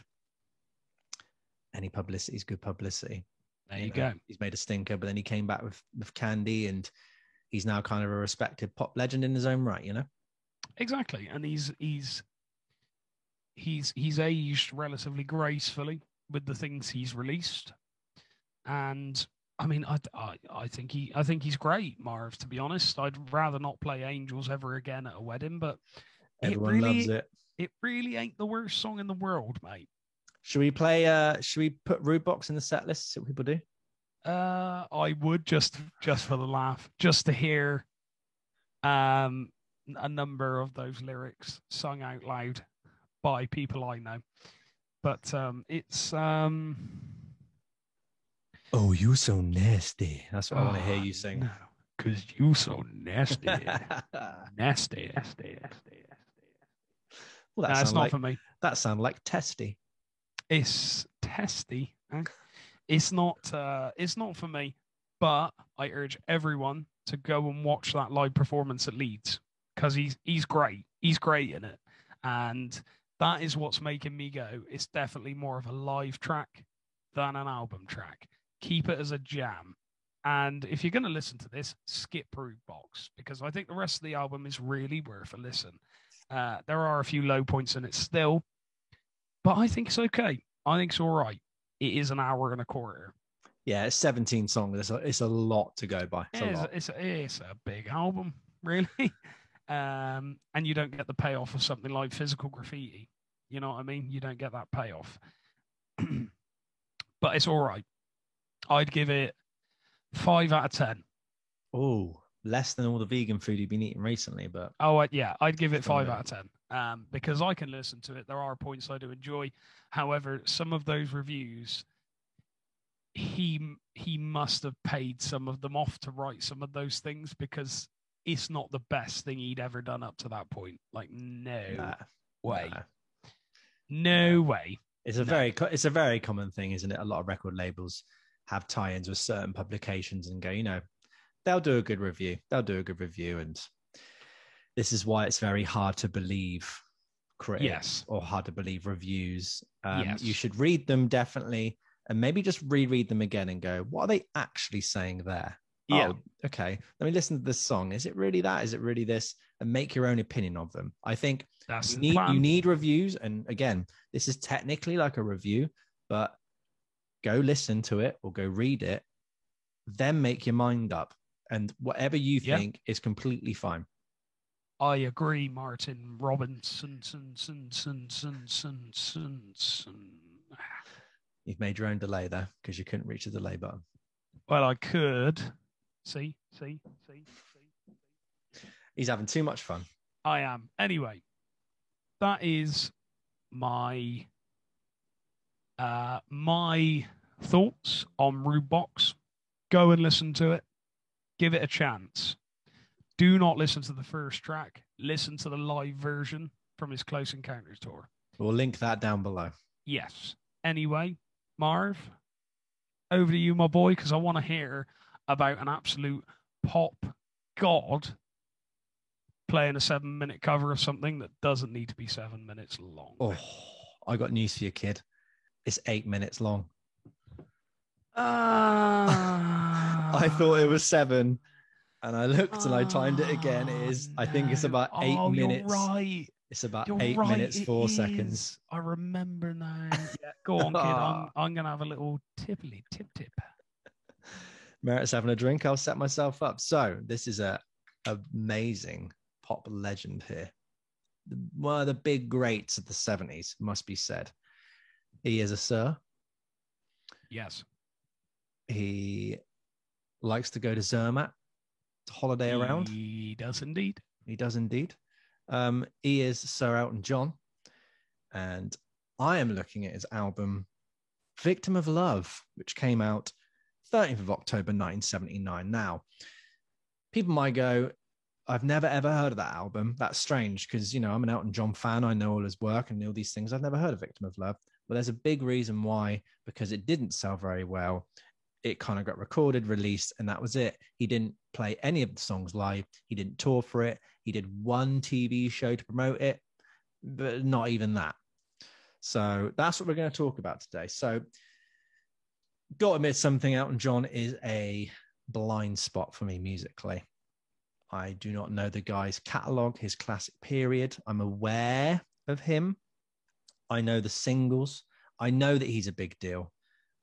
He's a 70s megastar who made John Lennon appear on stage at Madison Square Garden after winning a bet with him, saying that Lennon's song, Whatever Gets You Through the Night, wouldn't go number one. It did. So he went, a bet's a bet, mate. Lennon comes on stage for the first time in a very long while, and backstage was Yoko Ono. So he goes backstage, and that is usually credited as the point that John Lennon and Yoko Ono got back together again after a brief break after Lennon's Lost Weekend. Who else has that feat on their repertoire? Nobody. That's who. Elton John does. Nobody. My earliest memory of Elton John was Candle in the Wind, but the Princess Diana version. I remember being up probably like 6:30 in the morning trying to watch cable TV or something, and they had the Diana crash. And I remember waking my mum up and saying, "Mum, Diana and Doddy's dead." She was like, because my mum apparently has a gruff Moses like voice. So I know that one. I know Can You Feel the Love Tonight from Lion King. And obviously I know Your Song and Tiny Dancer and things like that. But Mez is the more of the Elton John aficionado. So I'm going to need to lean on him a lot more during this for certain bits, because this album to me didn't offend me as much as someone who actually loves Elton John. I could see this being a very big bugbear. To me, I was there like, I could take it or leave it. I think my reasoning for not really getting into him, I always classed them as old music. And I had this thing of like piano heavy rock music I never liked. I just didn't find it had the kind of oomph that I needed from like Black Sabbath or Fleetwood Mac or Led Zeppelin. But I mean, the irony there that my first instrument was a piano. I've got one right here. And that all of those three bands I just mentioned are earlier than Elton John, or exactly the same time. So that makes no sense. That's just another thing I'm going to eradicate. And I will dip into Elton John. You know, I'll dip into him. Yeah, Logic's not. No, you won't. His husband won't let you, kid. He's done a little joke there. Yeah. If you've understood that joke, please understand that it's just a joke. And I'm sad that you. That's the way. I'm sad that you thought Elton John was piano-driven rock. Now, don't get me wrong. No, getting me wrong. He does have tunes where it is a little bit honky-tonk, and you know, Crocodile Rock's a prime example. You've heard Crocodile Rock, I'm assuming. I have, but I couldn't tell you how it goes. And Saturday Night's All Right for Fighting. That's another one that's it's piano-heavy rock and roll. I think he does it. I think he does it very well. But then you've got Goodbye Yellow Brick Road. Oh, my God. Oh, just perfection. Amazing. Amazing. I put it in the same category as like Bowie. Okay. Because there are some interesting chord changes going on. There's some very, very creative melodies happening. And the lyrics aren't... they've got metaphors in them, but it's not like I am a cloud and now I'm raining. It's not like that. It's not as obvious as that. It's not ridiculous. But the difference is with Elton John and David Bowie, they could be ridiculous, but it wouldn't be seen as ridiculous, if you see what I'm getting at. Goodbye Yellow Brick Road, mate. That whole album. Oh, it breaks my heart. It breaks my heart. And you always said that you'd never go Breaking My Heart. Oh, he's done it there. He has done it there. You're in a very, very singy mood, I must say. I am, mate. That's because I'm feeling better. But no, Goodbye. I reckon you'd love this song, Has No Title. Really, really great, mate. Really great. I'll dip into it. I'll put it on my list. So anyway, this album, Victim of Love, right? It's his 13th album from his career of a decade up to that point. So Yeah. that's quite a lot, really, especially now it never happened, but to do 13 albums in 10 years. Oh, that's a lot. You're going full speed. You're going full speed. And you've probably, you've got a good combination going on there. Now, obviously, Elton John writes the music, and this guy called Bernie Taupin writes the lyrics. They are the dream team. They are up there with Lennon and McCartney, with Page and Plant, with whoever else that you want to put in that category. There's of a good category. Oh, yeah. He'd been the king of piano-led rock music in the 70s up to that point. He collaborated with longtime friend on all of his albums, Bernie Taupin, from 69 until 76 is Blue Moves. Writing the lyrics, of course, Elton does the music. It worked very well. Then you got 78, A Single Man. Now that was a success, as per usual for Elton. The thing is that Bernie Taupin was not on that record at all. Elton still played the music, still wrote the music, but someone else came in to do the lyrics. Now that was a success.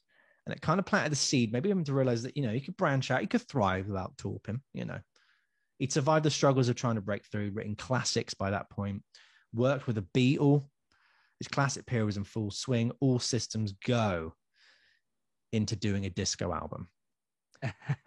When disco had already died, already had its peak, and it was out of public favor about mid-79. So, yeah, bit of a strange decision for Elton to go, you know what, Medic? Because every impression we do is up from north. I'm going to do a disco album. How'd you feel about that then? Hey, Bernie, who's Bernie? Don't need him. I'm going to go it alone. The thing is, right, it's kind of weird how these things transpire. Now, when would you say the punk movement started? That's a hard question. I would say that punk has its origins maybe in the Stooges. So 69, 70. Then you had the Ramones. So I would say around about when the Ramones debut came out. Which was? I want to say was 76, 77. Okay, all right. I think it was around that time because I remember that came out and bands like Led Zeppelin, I think Presence was out at that point. They got kind of compared as like dinosaur rock. Okay. I thought it was earlier than that, but doesn't matter. In 1980, the band Queen released I never heard of this band. You keep bringing them up. This new band that you keep. You should have a go, mate. They're all right. Has anyone heard of Queen? Anyone here heard of Queen? Come on, give us your comments. Have you ever heard of Queen? Do you know they are?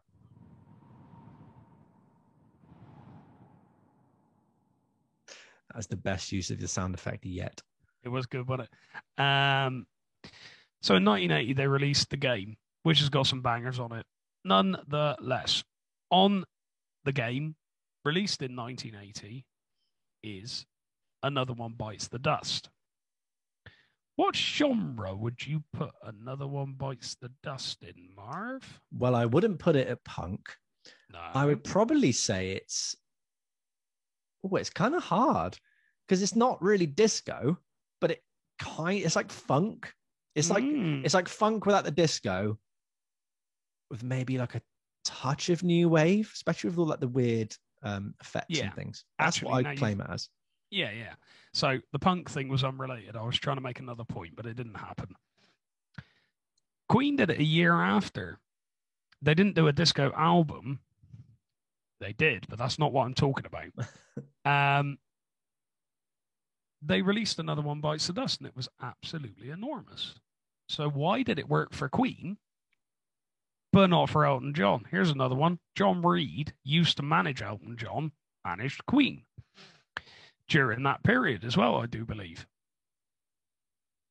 So maybe a little bit of I don't think it. For the record, that was that was quite nice, actually. That was actually pretty good. Yeah, you were called a sellout for putting disco in your music. Artists were calling out their disdain for it publicly, and those Disco Sucks t-shirts were kind of everywhere at this point. It was kind of like, if you even look at maybe the charts from maybe like May, April 79, all of them are disco. You look at about September, no disco, baby, no disco. So he releases Victim of Love in October 79. He recorded this in August. So that's a bold move to begin with. And I would say it's a misstep as well, because by this point, when you're recording it, it's already dead in the water. Now, obviously, people didn't know that it was a fad, or people felt like disco was a fad, that it was just the kind of thing that would just be here, go away. It's the new thing. Don't like it, whatever. People thought that about rap. Now it's the biggest genre in the world. So yes, he'd written a pure disco album. All of the now classic tropes are there. You want a nuanced and rhythmic bass line that pops and it slaps, got octaves and everything. It's there. 21-year-old Marcus Miller is there. You want 4 on the floor drum beats with the quick hi-hats. Your boy Keith Forsey holds it down. I'm telling you, he's there. He's holding it down. You want those chic-esque harmonies that kind of grab your attention nice and high. Michael McDonald, he's popped in and he's got you covered, right? Especially on the title song, If I had to show somebody an example of what disco sounds like, this album would be great. It would be perfect example. They're like, this is what disco sounds like. Now, if I wanted to show a good example, that's debatable. But again, I'd probably go Chic. I'd probably go ABBA, some ABBA songs as well, or Donna Summer, you know? So Mez, you know, you kind of got, you know, questioned it yourself or kind of gone a little thing, but like, because you're the bigger Elton John fan, can you kind of make sense to myself and the listeners as to like how strange and weird it is for Elton John to make a disco album? Incredibly. I have read part of his biography, which you bought me, his autobiography. And he talks about when he was younger, he was the biggest music nerd in the world. Bigger than me? Oh, enormous. It was like back catalogue. And he'd have everything he owned logged. He'd have the label, he'd have the year, he'd have the month, he'd have what was on side A, what was on side B, side 1, side 2, what color the labels were on the vinyls. Madness. What was on the sleeve, if there was anything on the sleeve, if it came with a sleeve, what day he bought it, how much it was. He had a big old book full of all these facts. And I can't help but think that maybe it feeds back into a sort of, because I mean, a lot of the artists that sort of started in the 60s or 70s, as they got to the 80s, they either went, oh, yeah, more of that, yep, or they went, no, and just see you later, kids. Queen were one that survived extremely well. They reinvented themselves. I feel like Paul McCartney did well. He did. Yeah. He did slump, but I mean, he's Paul McCartney. Yeah, who cares? David Bowie didn't do too well, but yeah, no, who cares? Paul McCartney. Who cares? Yeah. So basically, I think Elton tried to do that ahead of the curve just before the 80s came into it. Kind of fell at the first footing by going, let's do an album of disco. Yeah, just stick to what you're good to, Elton. Don't upset Bernie. He's your boy. He knows what's good for you. Don't get me wrong, Elton has written quite a few bangers. I love his music. I adore his music, but it's that magic thing missing. Do you know what I mean? It's that sweetener in your tea. It's that vinegar with your salt. It's that corn piece with your chips. Do you know what I mean? I like that. Elton, will always have a special place in my heart. His music is wonderful, and I can't say it anymore. Goodbye, Yellow Brick Road. Listen to it. It's phenomenal. It's phenomenal. It's wonderful. It is unbelievable. But yeah, I like this dedication. I can tell it affects you. Oh, it does, mate. It does. It's very weird. Basically, it's very, very weird that he decided to do that. However, like I said, you know yourself as an artist, you try and evolve. You take influence from as many places as possible, and if for 1 minute you think that's gonna make me a lot of the old Spanduli, there it is, the Spanduli. Then you're gonna jump on that bandwagon. You're gonna set up shop on that bandwagon. You're gonna open a 3-bed terrace in that bandwagon. You're gonna put a pool extension on that bandwagon, and then you're gonna put a big old stake in the ground and a flag with your face on it or a mug. 50 ways. Bye now. Forever and ever.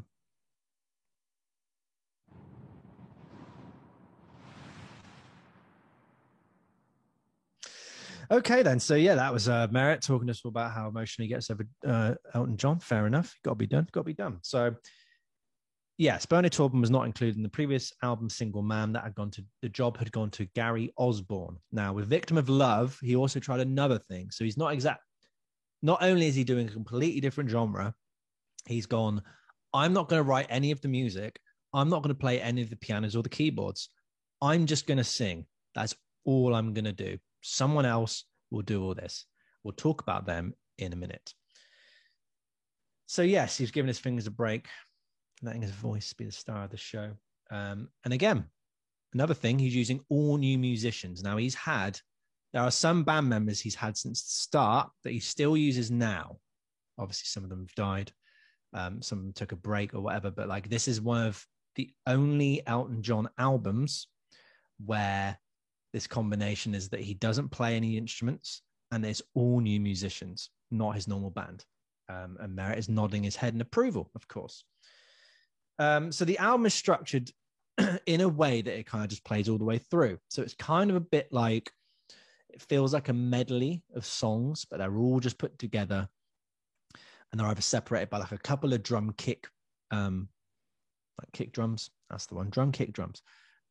Or some sort of cool little like ending that goes straight into an intro of another song. Now, the only other album that I know personally it does that is Chris Cornell's Scream. That deserves its whole other episode dedicated to itself. That'll probably be on the album of, kind of like this one in the sense that it's someone who does a completely different genre. But for this one, I think this is more the main songwriter leads. Chris Cornell was the main songwriter of Chris Cornell. So there you go. Oh, little burpee. I am a fan of this concept, but I think because, it keeps the attention of the listener, can really push the album listening experience, but not when every song contains the same elements. So Victim of Love does come across as one huge medley. And boy, what a song to start off this 35-minute album, which is Elton's shortest album. So you're like, okay, it's only 35 minutes, only half an hour. Oh, it drags. Oh, yeah. We get a cover version, Johnny B. Good, the Chuck Berry classic. Now, at this point, it was 21 years old, this song. So it still had life in it. I wouldn't say it was kind of oversaturated in the kind of absolutely stonking classic that it is now. Here's a quick list of songs that are 21 years old as of now. Bohemian Like You, Dandy Warhols. Break Stuff, Limp Bizkit. Who Let the Dogs Out, Baha Men. Change in the House of Flies by Deftones. Babylon by David Gray. With Arms Wide Open, Creed. The Bad Touch, Bloodhound Gang. Beautiful Day by U2. It's My Life, Bon Jovi. Shake Your Ass by Mr. Cow, who someone is really getting into recently. Nice. Teenage Dirtbag by Wheatus. Say My Name by Destiny's Child. The Thong Song by Cisco, and All the Small Things by Blink-182. So, Mez, pick a song from that list that I've just said. I am going to pick Shake Your Ass. So, Mez, you're on my record label, and we're going, right, Shake Your Ass, Mr. Cow. We're going to do a cover. That's going to be the first track, right? So we're going to do that, but, kind of want to put some solo breaks in there. Let's, how many solos do you reckon we should put in Shake Your Ass? Have a think. What would you say? 4? Yeah, okay. We're going to put 4 in. We'll put 4 whole solo breaks in there, right? don't worry if you can't get wee little shreddy bits in, because what we'll do is, right, we'll get you soloing over the chorus as well. So, in like you're singing Shake Your Ass, Watch Yourself, right? We'll do a guitar solo at the same time, and then maybe a saxophone solo on top as well with harmonies. We'll do all that, right? I'll be fine. I'll be fine. So let me have a look. Let's tie the runtime. So that's intro, verse, chorus, 8 minutes. 8 minutes. Okay. So we're going to do Mr. Cow, Shake Your Ass for 8 minutes long with 4 guitar solos, plus we'll have it over the choruses. If that's not a 2021 TikTok hit, then I clearly don't know what I'm doing. So yes, Elton John, Johnny B. Goode for 8 whole minutes. If anyone listening can find me a longer recorded version of Johnny B. Goode, then please link it to us. I think this is the longest version. The longest version by a mile off. It's got to be, Anna, let's be honest. Now we get an approximation of the main riff, and it's like a guitar that's affected with a chorus pedal. It's not even like, I think the second note is not the exact riff. So it's like listening to like a pub band that have kind of gone, we got the rhythm right. People are going to know what it is the second you go, the certain little bit will kick into it. So even then it kind of goes off on the wrong foot. It's slower than the original to fit the disco drum beats, and it does not help in getting through the sluggish 8 minutes of echoed backing vocals, the simultaneous saxophone and guitar solo, along with a separate guitar solo, then a solo of all the instruments taking a few bars, then a bass solo. One of 3 songs that have a bass solo, where everything drops down by the drums and the bass. Then another guitar solo, then another saxophone guitar dual solo over the chorus. Just know. Now, people might know, but people might not. I cannot stand saxophone. No, you can. In pop music, it just drives me up the wall. I like the instrument itself when used in the right context, especially jazz, especially things like that. But just pop, I don't know what it is. It just completely, it just mulches me. I can't be doing it. I can't do it. I can't take any more. Whenever you hear it, it's that classic thing of this week at B&Q, you can get 2 bags of creosote with 1 for free. Oh, 2 for 1 on creosote. Let's do that. Yeah. Can we have till assistance in aisle 13, please? Thank you very much. I've gone for till assistance in aisle 13. So you're not even on the till. You're helping people with their shopping in the aisle where probably the grout is. I'm good. So there is a version of Johnny B. Goode by Elvis that popped up from 1973, Thank you very much. And it's 1 minute 41 seconds long. It rocks, it rolls, it's engaging, it's exciting, it feels more dense and complete than Elton's version, and it's 1.5 minutes long. It's great. Got to ask yourself this question though, Marv. What's that then? Who died on the toilet? Nearly you this week. Nearly me. Thank you very much. So Elton performed Johnny B. Goode. Bear in mind, this was a single. He went, I'm going to release this as a single along with the title track, Victim of Love. So you've got Victim of Love and you've got Johnny B. Goode. There probably was a single edit where all the 58,000 solos got taken out. He performed it on a show called Countdown. Yes, I thought that he'd be singing, this song with someone trying to do loads of consonants and vowels and trying to find a little word, but no, it was a very popular Australian music show. Now, if Cocaine could tell a story about a young singer-songwriter who'd made it to the top, found himself singing a cover of Johnny B. Goode on an Australian TV show in front of kids, this would be it, my friends. Elton's eyes are like fried eggs, and he's super pumped. Good Lord. One of the comments on the video was like, he's even sweating cocaine. It was like white sweat. But there you go. Did he take a lot of cocaine, James? Oh, a little bit, I think. Just a little bit. Just, wet the old whistle. We will return to this clip in the end. I will talk about what happens at the end of it because it's very important. So we've made it through the 8-minute cover. And if you're listening now, a cover that has been played so many times that you don't need to hear it to remember it. We get a tidy and a tight ending, but straight away we get some kick drums. I think we get about 2, and we're straight into, pushed face first into the next track, Warm Love in a Cold World. Now, you don't get time to think. You don't get time to get your breath back. You're straight into the next song. Now, this is a repeated theme throughout the whole of the album that works to its detriment and sometimes works to its strengths. Here, I think it works. Now, this is one of the strongest songs here from a songwriting perspective. Solid progression that interacts with the vocal melody, especially in the chorus. The second I heard it, though, it reminded me of We Are Family by Sister Sledge. It uses the same kind of chords. It's like 11th chord that kind of has a nice suspension to it, a good release afterwards.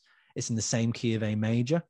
That one was released in April 79. So you could definitely make the assumption that whoever wrote that song, which wasn't Elton John, it was a person that I will talk about later, must have heard that and gone, let's model it off of that. Fair enough. The pan-verse guitar parts that play the echo game with each other, it's quite satisfying, I must say.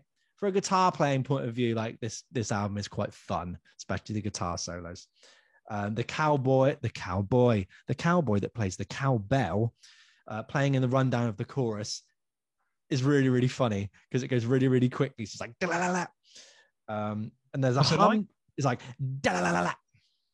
There you go. And just you keep cutting out, mate. Go again. Oh, I want in slow motion. There you go. He likes that. That was good. I enjoyed that. Not fair. You've got the little machine. The harmony guitar break in this song is lovely. And guess who plays it, Mez? This is a little harmony guitar part. Brian May. No, it's a 22-year-old Steve Lukather. That's what I said. Steve Lukather. Yeah, Steve Lukather. More commonly known as Steve Lukather. Only took me 3 goes, all right? You know, he was early in his Toto days as well, so he wasn't really that well known, I would say, but he was doing sessions. 22 years old. Also, one of the best guitarists on the planet. He was conceived. He was a guitarist. Simple as that. He came out with a guitar in his hands. That's what I heard. But why another bass guitar solo? Why? This is the second tune in a row. We're only in track 2, and there's another bass guitar solo that drops down to the drums and the bass. Nothing against the bass guitar, but it's almost identical to the one we've heard. Everything drops out and you get some licks. So after an instrumental climax with this song, we get the dreaded kick drums to push us into the next song, Born Bad. Yeah, Elton. Oh. He's born bad, yeah. Don't let anyone tell you different, kid. I'm assuming it's not exactly the bitch back. No, we are far, far, far away from this. There is not really any soul or bite to any of Elton's lyrics here and his vocal performances, which we'll get to a little bit later. I like how I'm saying it's almost like a YouTube video. I'm going to teach you the 5 greatest licks. Listen to this 1-hour video. I've never wanted a fade out or a long guitar intro so much than I do now. I realize that when you listen to Stairway to Heaven, you're there like, oh, this gives me time to think. This gives me time to compose myself rather than just straight in. It's just straight in all the time. There's no push and pull. There's no tension. There's no release. It's the equivalent of someone talking to you without you having a chance to interject, which is basically me to Merit right now. Yeah. This is what I do. This is what I'm good at. I don't care. Screw the lot of you. Nice. You don't get a second to go like, this is a belter of a tune here. That was really, really good. Because your memory has to just boom straight into the next song. You've got to retain that information. I get the intention behind it. The whole point is to like all these disco clubs that are popping up and you want people dancing. They were on vinyl at this point, the DJs, and you have to flip over, switch between the volumes of each 2 vinyls. If you can make a record which constantly just keeps going for 35 minutes, that's 35 minutes of your music to keep the butts boogieing, my friend. Yep. So I get the reason behind that. But here's a question for you. Knowing that this was probably a conscious decision by someone, maybe Elton, maybe by the people who wrote the songs, do you think this is an example of creating music for a specific intention and that it's Elton John selling out by that kind of thing? Or is it an artist who has achieved so much and wants to have fun? At the moment, where the information I've given you, where do you kind of stand on that? Well, Elton is very creative, and Queen Elton shall not be shot down. He is fantastic in every way. I love him. Elton, divorce your husband. At least I can play guitar. Because that's all I got. That's all I got. Is he coming for a coffee? All I got is a big heart and a couple of guitars, He's not coming for a coffee. I'll make him pina coladas. But I think our dear old Reg Dwight, I think he went into the studio one day, and I think he went in and went, flour everywhere. We're not baking cakes. Why is there flour everywhere? And George Michael was in the studio, and he went, yeah, and like tripped on over, and he went, oh no, and fell into this pile of flour and went, who's leaving this flour around? Oh, I'm gonna have to eat a cake now. Oh no. And then he fell over again and again and again and again. And every time he went to the studio, he just kept falling over. So that's annoying, isn't it? I think Ozzy Osbourne did the same thing, right? Oh yeah. Oh, that flat. Was it musicians and flour? No, Ozzy Osbourne got locked into a police station for the night, but he got locked in the wrong room. He got locked in the evidence room. The bakery, you mean? That's it, yeah. Someone left a bakery sign over there, and he was like, oh, muffins. You know those rockers and them sweet treats. It happens everywhere, mate. Same with Tony Iommi. That was did you hear about that? That was a real nightmare. He loved the bloody Battenberg, didn't he? I'll tell you what, he got to America and they went, hey, mate, if you haven't got any fingertips on your right hand, I'm going to shove this white package up your nose. And he went, oh, no. It's terrible, terrible, terrible, terrible people. No, I think Elton John was on a lot of cocaine. I think he wasn't making coherent and cohesive decisions. And I think for that reason, I think we can forgive it, but I think we can remember it as a time where you don't make business decisions when you're high on cocaine. Yeah, that's what I do. I chalk it up to experience and go, oh, what a silly man I was. Also, which mansion shall I stay in this weekend? I'm going to stay in the Thursday mansion on a Wednesday. Oh, someone stop me. La, la, la, la, la. He can't really sing that high anymore. Wow. La, la, la, la, la, la. That sounds good. I like that. So that was a great answer, Mess. Well done. Finally, we get a fade out on Born Bad. Oh, it is so needed, but it's such a brief gap. It is like a drop of water in the Sahara Desert. That's how much it quenches you.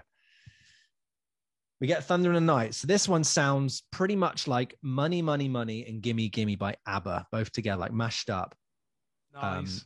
But to the point where it doesn't sound like them. It's in that weird hot spot where they must have just started with those two songs. Yeah.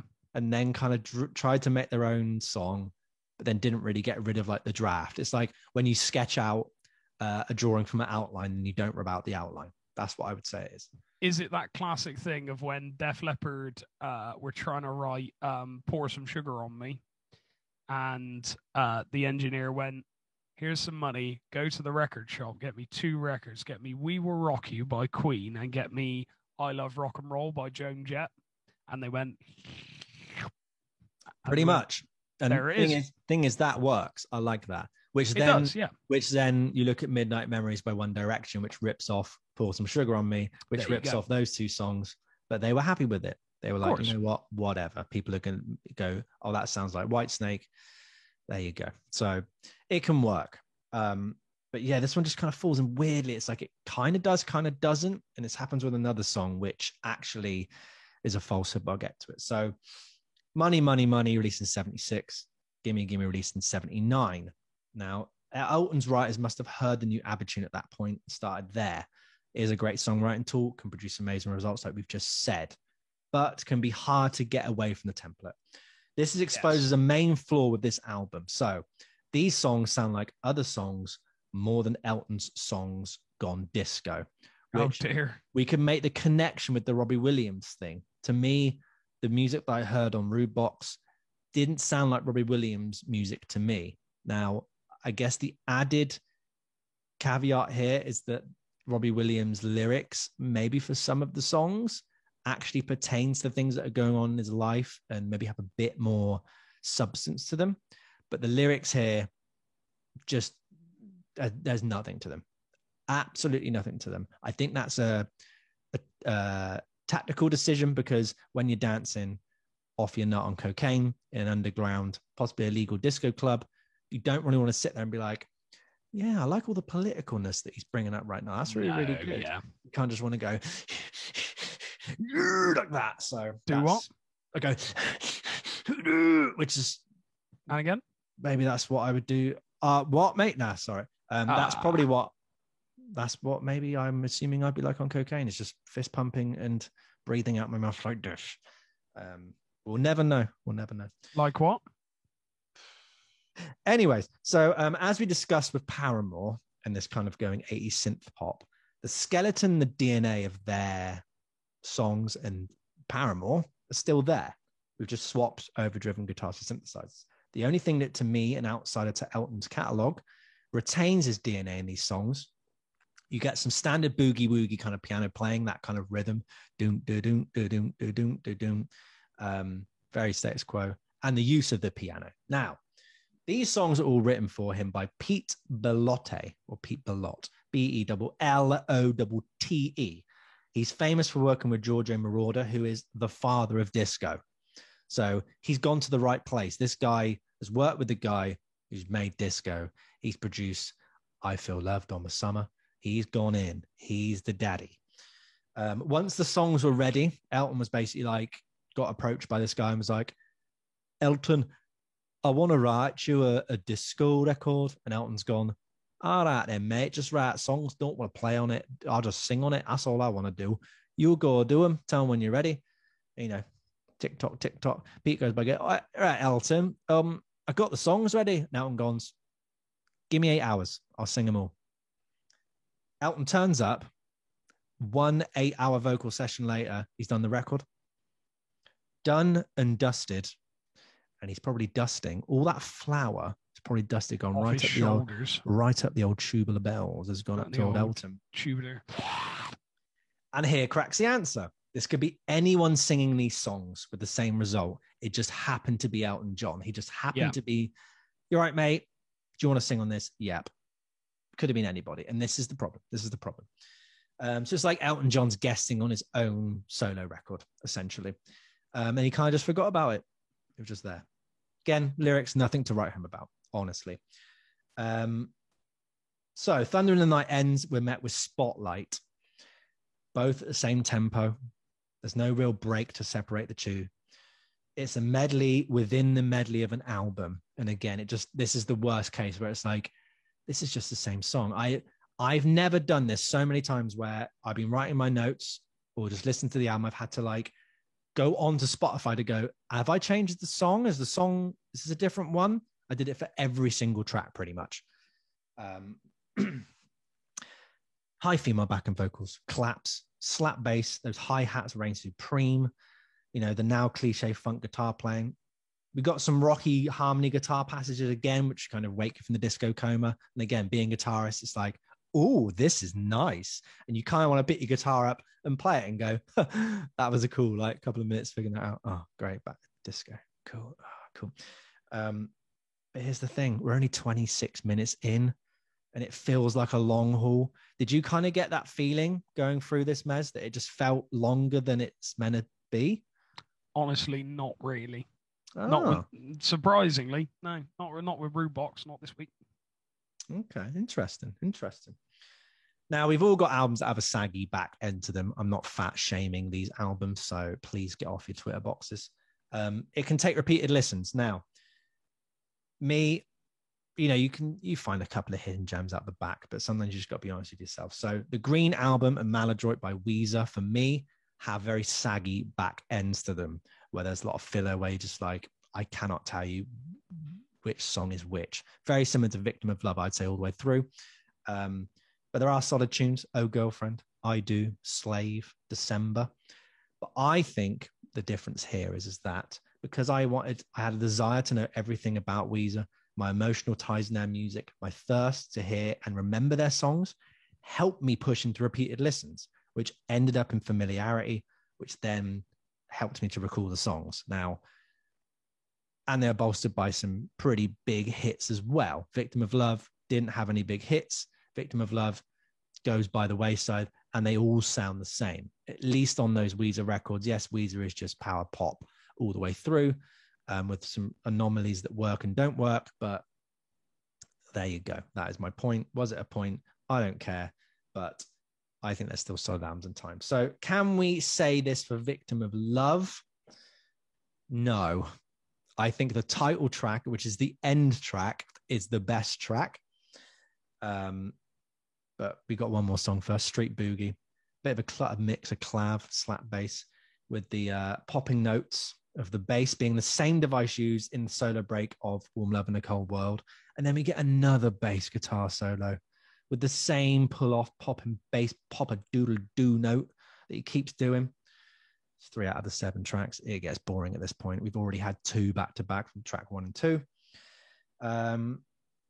Luckily, yes, like I said, it ends on a very strong note, Victim of Love, which was, I think, the second single or first single, but very, very good. I'd urge you to listen to this song. You've got the whole gist of the whole record from that Victim of Love. It has Michael McDonald on it. It is great. The chorus melody is instantly catchy, complete with Michael McDonald backing vocals. It's got like a tasty, like, it sounds like a minor 7 flat 5, or like a diminished or like an altered kind of chord in the middle that provides like an urgency that you've wanted the whole tune, the whole time, which maybe is in Elton John's previous work. I feel like Elton John's previous work is a little more nuanced, chordy wise and music wise. Is that correct, Mez? Oh, absolutely. You don't get this here, apart from here. Victim of Love in that chorus. And it helps, the loop doesn't get stale then, because you really want it. It has that really nice bit of urgency. And I thought the pre-chorus ripped off Lay All Your Love on Me by ABBA, but that was released after. So ABBA have ripped off Victim of Love. Shame. Ooh, naughty, naughty. And I think this song seems to have Elton's DNA, at least coming through a little bit more. You'd think that Johnny B. Good would, because it's rock, but actually that does the opposite. We will get to the end of that video in a minute. Mez, did you listen to any of this album? What were your thoughts? I got through 8 minutes of Johnny B. Good and went, that's enough for me. So we got the kind of, the similarity between these two records then is they start off with a doozy. Yep. Skip the first track. Yep. No, that's genuinely my answer. 8 minutes of Johnny B. Good happened and I went, I need to go have some diarrhea. Not even because I was unwell. I was like, I'm going to force myself to have diarrhea because this is awful. This is terrible. And Elton, I adore you, but I never want to hear it again. That's quite possibly the funniest / most brutal opinion of a record or song since. Sorry, I got distracted then. I heard weird goat noises, but it is a member of our family doing weird goat noises. Right. Okay. Always got to be done. Always got to be done. So, okay. To step up and defend this album now, it's very easy to go, this record's crap, this record's rubbish, whatever, it's your own opinion, or what, just if you like it, you like it. But, we like, this is the whole point of this podcast. It's not to just sit there and go, this record's rubbish. We agree. Look how bad it is. We want to try and defend it and go, maybe just have a little bit of compassion. Maybe just treat it like this or like that. So, is it a tragedy of errors? And to quote last week's album choice, the worst album in the history of recorded sound. Sorry, Owen Quigg. I don't believe that that's true for your album. Not at all. And not by a country mile with this record. Elton made a disco album and achieved that goal. He just recorded and released it a year too late. Maybe it was the fault of Bill Oddie. Because, I don't know how long it took. Bill Oddie, yeah. Maybe it was, it just took too long to get the music. Fair enough. It's disco. It's done well. It's performed by great players. And when I say great players, session musicians that have been on some of the best, most, and a lot of sessions so much that you can't even believe it. So much so that I couldn't even make that sentence out. Steve Lukather, Marcus Miller. If you don't know who they are, you've heard them before. I'm telling you. It's got 2 catchy songs, memorable songs, written well. They're cut above the other 5 out of a 7-track album. So out of 2, really, it's not a landslide, as some might say, but doesn't necessarily mean the album's bad. If the album was truly that awful, none of the songs would be worthy of that. And I really stand by those 2. Cold Love in a Warm World, or Warm Love in a Cold World, and Victim of Love. It ticks the boxes for what disco should sound like I said. Kind of sonically goes to Chic and ABBA. 2 of the best to do disco and pop, definitely. This is how I view this album. I view this album as Elton wanting to try something new after proving himself to his critics, his label, and himself that he was successful and could be an established star. He was struggling with drugs and alcohol abuse, along with his sexuality, which was still commonplace around this time to make pop stars appear heterosexual by giving them the option, which really is more like feeling like they had to or being forced to, set up fake relationships with the opposite sex for fear of lack of sales. Dusty Springfield did this too. Even John Lennon had to hide the fact he was married because they were like, no, teenage girls are going to buy your records because all 4 of you are single, so go do it. So thankful that is now not commonplace. I can't even begin to think of the pressure that put onto Elton John to feel ashamed and to hide who he was. And obviously it didn't stop here. It kind of, I think he still struggled. I think he married a woman in the 80s, and then that didn't end very well. But eventually he kind of, things changed, and it doesn't matter about his sexuality. He's a great musician, a fantastic musician. That's really what should be the forefront. After 12 albums and many tours, all the pressures that brings, the opportunity to do something completely different and to just experiment reared its head, and he took it. Purely for the decision alone, I commend this album and what it represents. Music is fun. The act of making music at its core is just so exciting, and nobody creates it the same way. It can be hard to retain that sense of joy and creativeness once you put money, contracts, pressures onto it, social pressures, what you should be doing, age, all these things. A moment in time to try something new. If you don't like it, wait to the next one. If you do, find other disco artists and immerse yourself. Here's a quote from Elton about this record. He says, I enjoyed it, but it was self-indulgent. I'm not ashamed of it. I'm not going to hide that record in the cupboard. Brilliant. Like that. Do you agree with that? Fair enough. Yeah, absolutely. I like that too. He's not, oh, I hate it. It's horrible. But he's also not, why am I still not doing this? He's just like, yeah, it exists.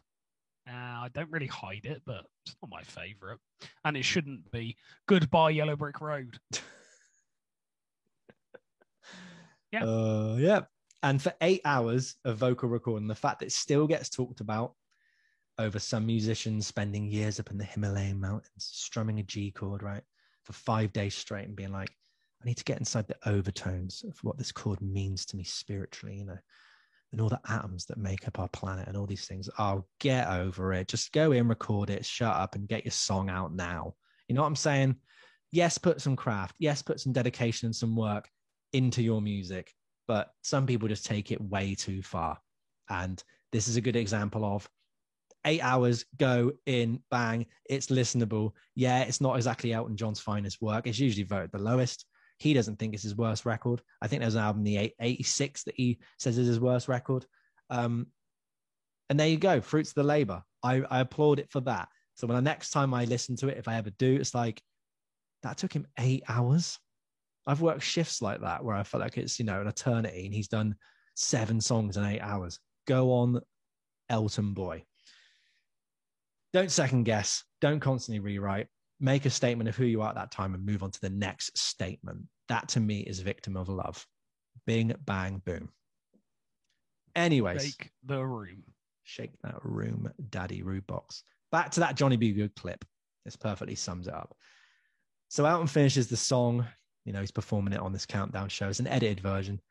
No solos. All the audience come off on stage with him, right? So the presenter chats down for a little bit, and he presents him with a platinum album for A Single Man, which was the album before, for which Elton shakes around in glory and excitement. He's like grinning. He's like moving it around really crazily.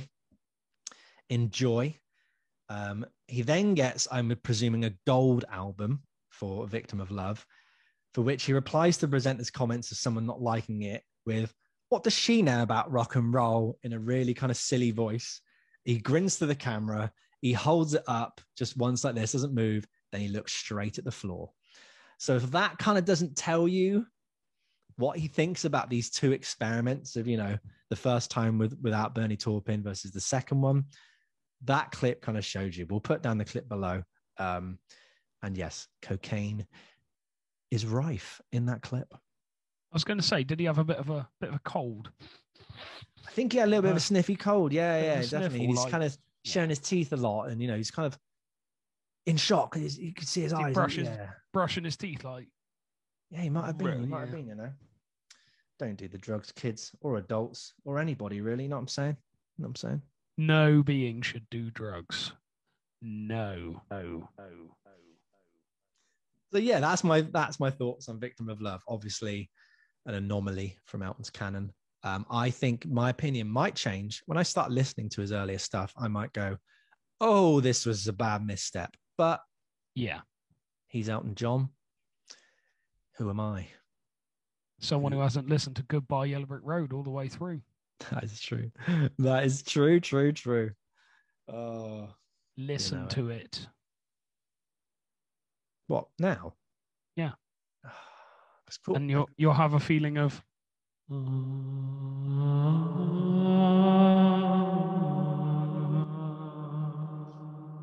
It will be a spiritual awakening. You're just on a singing mission today. I can't believe it. You are so giddy. I'm so rock and roll. Well, that's Poddy. That is Pod for this week. Pod this week. Yes, with both our albums, Rudebox and Victim of Love, skip the first track, get stuck in. Please let us know what you think. Has your opinion changed? Do you think people are allowed to actually experiment? Should people kind of stay the same? Do you they didn't have their main songwriters with them, their main kind of team. So kind of bear that in mind. You know what I'm saying? Bear that in mind. So next week, hopefully next pod, we're struggling with schedules. We're struggling with gastroenteritis. We're struggling with trying to fit in 3 days to do these things. Patreon, we're going to give you more content. Really, that's what we're going to try and do. To kind of fill up all these gaps. We understand that. We appreciate everyone's support. Even the people who watch on YouTube and listen on Spotify. Love that. It's all good. Amazing Even stuff. Merritt's mum, old Maggie Ann, who's bought her merch, loves her merch. Even she's commenting. She's going from episode 1. She's commenting there. That's a big old boy, that one. It's gone in. So if Merritt's mum can do it, you lot can do it. You can. Next episode is going to be solo albums by band members. Now, this one's a biggie. I may go for Peter Criss from Kiss. When Kiss, I believe this is the only time a band released 4 solo albums on the same day from the same band. So I may do Peter Criss's album, but I'm going to have a look. I may also do Keith Moon's album because that's very interesting. But again, we'll let you know. We'll try and keep you informed. We'll try and be a bit more active on the old socials now that, we've got a bit of breathing space and all that. Mez, what are you thinking? What's your kind of realm there on that topic? Well, the classic option for me would be Freddie Mercury's solo album. What band was he in again? Some band from the 70s, mate. You wouldn't have heard you've not even heard Goodbye Yellow Brick Road. So don't slag I should just quit. Yeah, I should just quit then, shouldn't I? No, you'd love Goodbye Yellow Brick Road. There's some amazing piano work on it. I may do that. That's the logical choice for me, considering. He was in my favorite band, and it is known that there's like 1 or 2 good tunes, and I've not given it a proper listen for a little while. I do know Living on My Own. I love that tune, and the remix is not better. Go away. That is debatable. I think the dance remix of Living on My Own is so much better. No, it's not. Hey, who's the bigger Queen fan? No. I wish you had guessed No, it's not. again. No, it's not.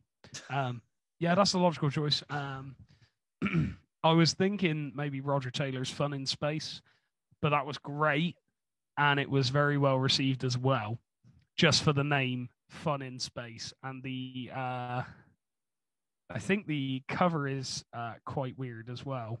But I mean, in terms of others, I could go on. This is something else. Is it Fun in Space? Was that the one he did? He's done quite a few. Well, you can dive into that then, couldn't you? Yeah, there we go. Fun in Space.